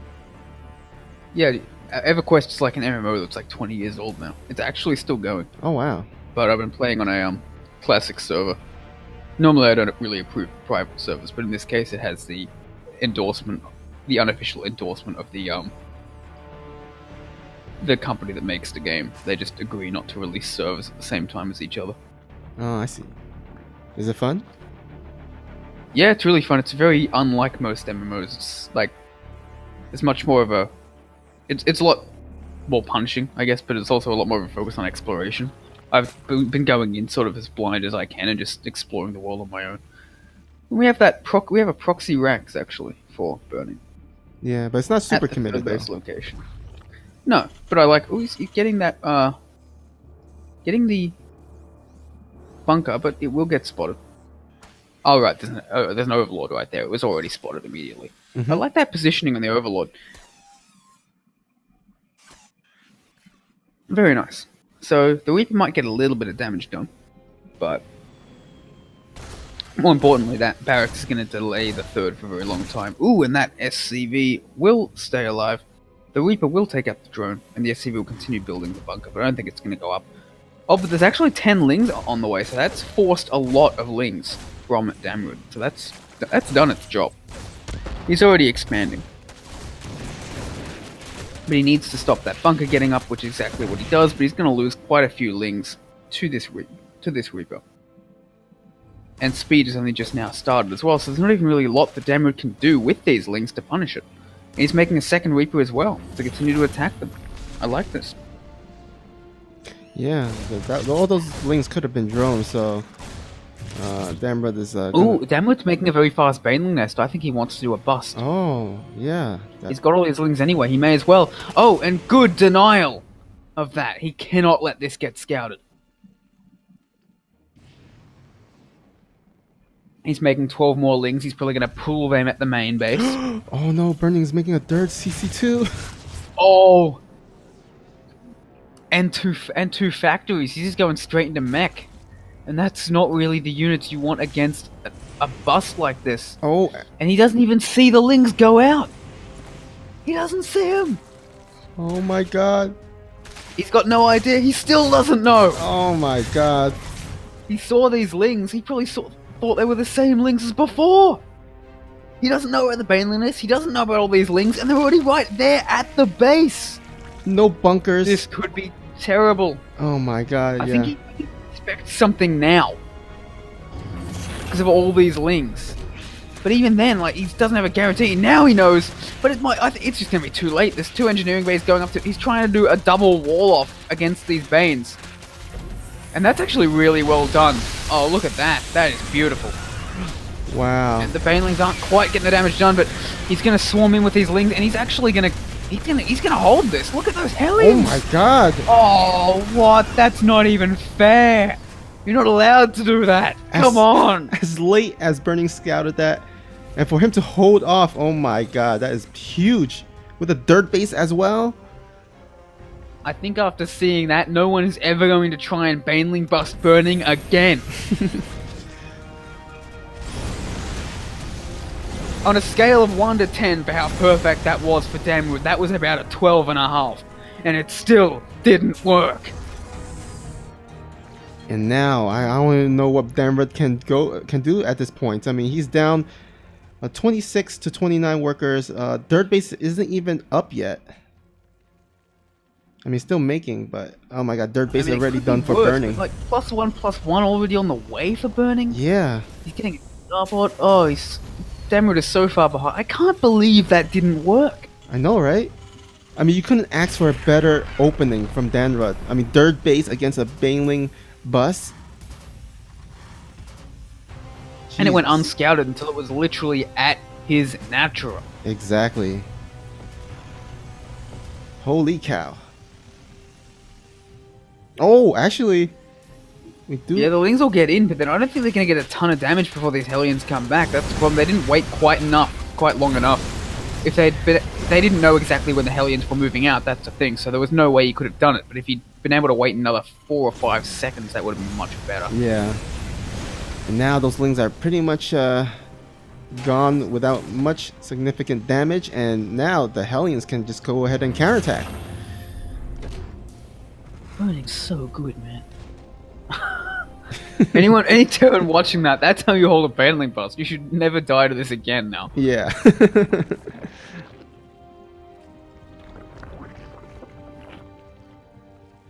I guess this is why you don't see Baneling busts anymore.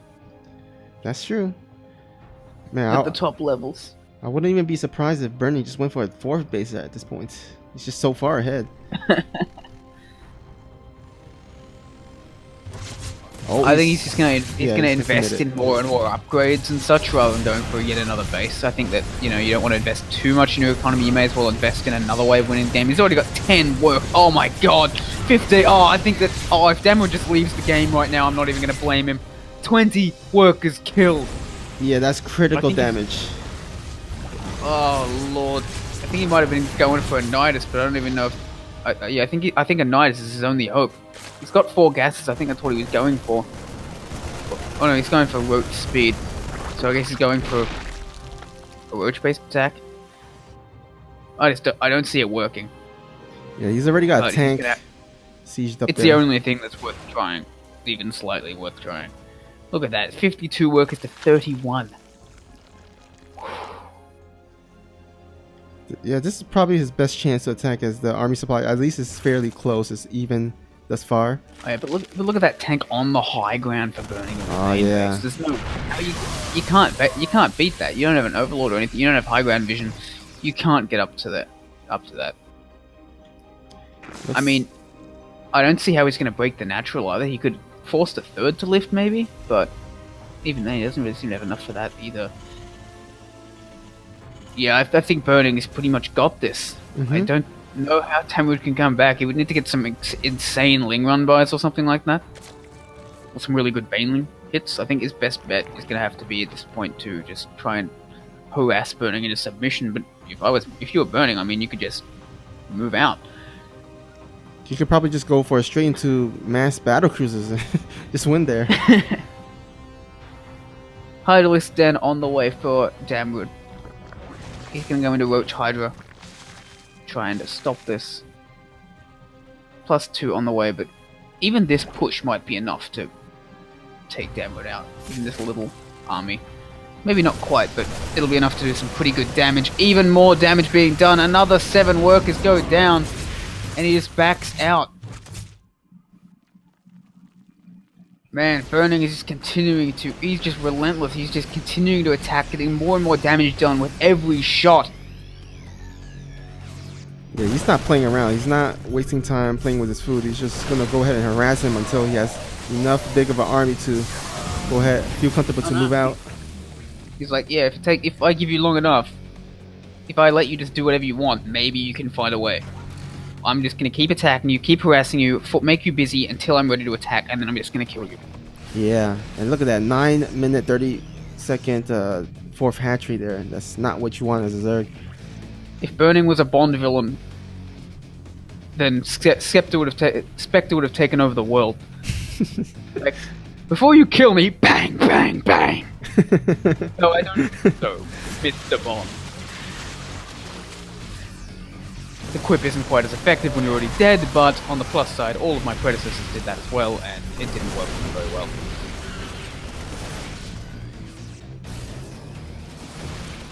Alright, there, look at all the tanks separating the third and fourth base. It's going to be really hard for Damra to save that fourth base. Yeah, 70 supply. What fourth base? Oh yeah, he just cancelled it. 80 supply up is Burning. And even these tanks aren't even in the fight, and the bio itself is enough to take out this third base and take the game. Oh man, Burning just played that so well. I can't believe he defended that, and he will advance 2-0 to the round of 8 as well. Yeah, I mean, I gotta give props to Danbra. He did try to, do something a bit different to at least secure, because going into the game, I think you probably consider the underdog there, so I like that he tried to do something more risky, and unfortunately it didn't pay off.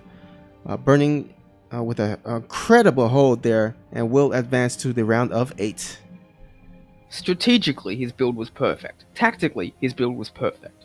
Execution wise though, even execution wise, he executed it relatively well. It's just that Burning's defense was so good. Yeah, that's true. Like, if Burning's defense had been even a little less than immaculate, Damra would have won that game instantly and moved on to game number 3. So you can't fault his choice of what he did. Yeah. If that didn't work, nothing was going to work. And so, Art and Burning will be our round of 8 players. They will have about a month off, guaranteed at $25. And in May, they will compete for 50 or more, even more, against the other round of 8 competitors. Art will be in Group A, Burning in Group B. So if they meet again, it will not be until the semis or the finals. Yep. Congratulations to everyone who played today. Thank you everyone for showing up. Thank you for everyone who viewed this one as well. It's thanks to you that this is all possible. Yeah, thank you everybody for tuning in.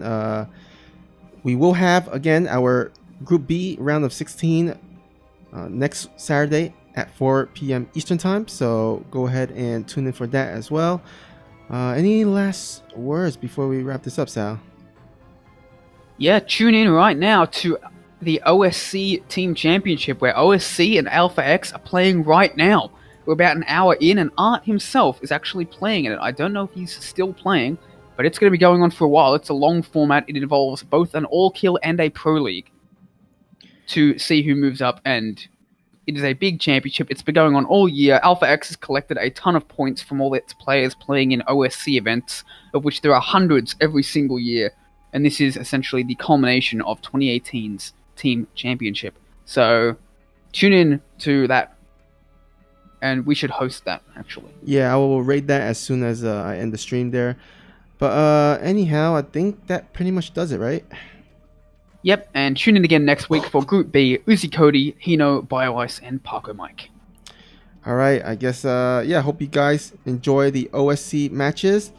And this is your friendly neighborhood casting duo signing out.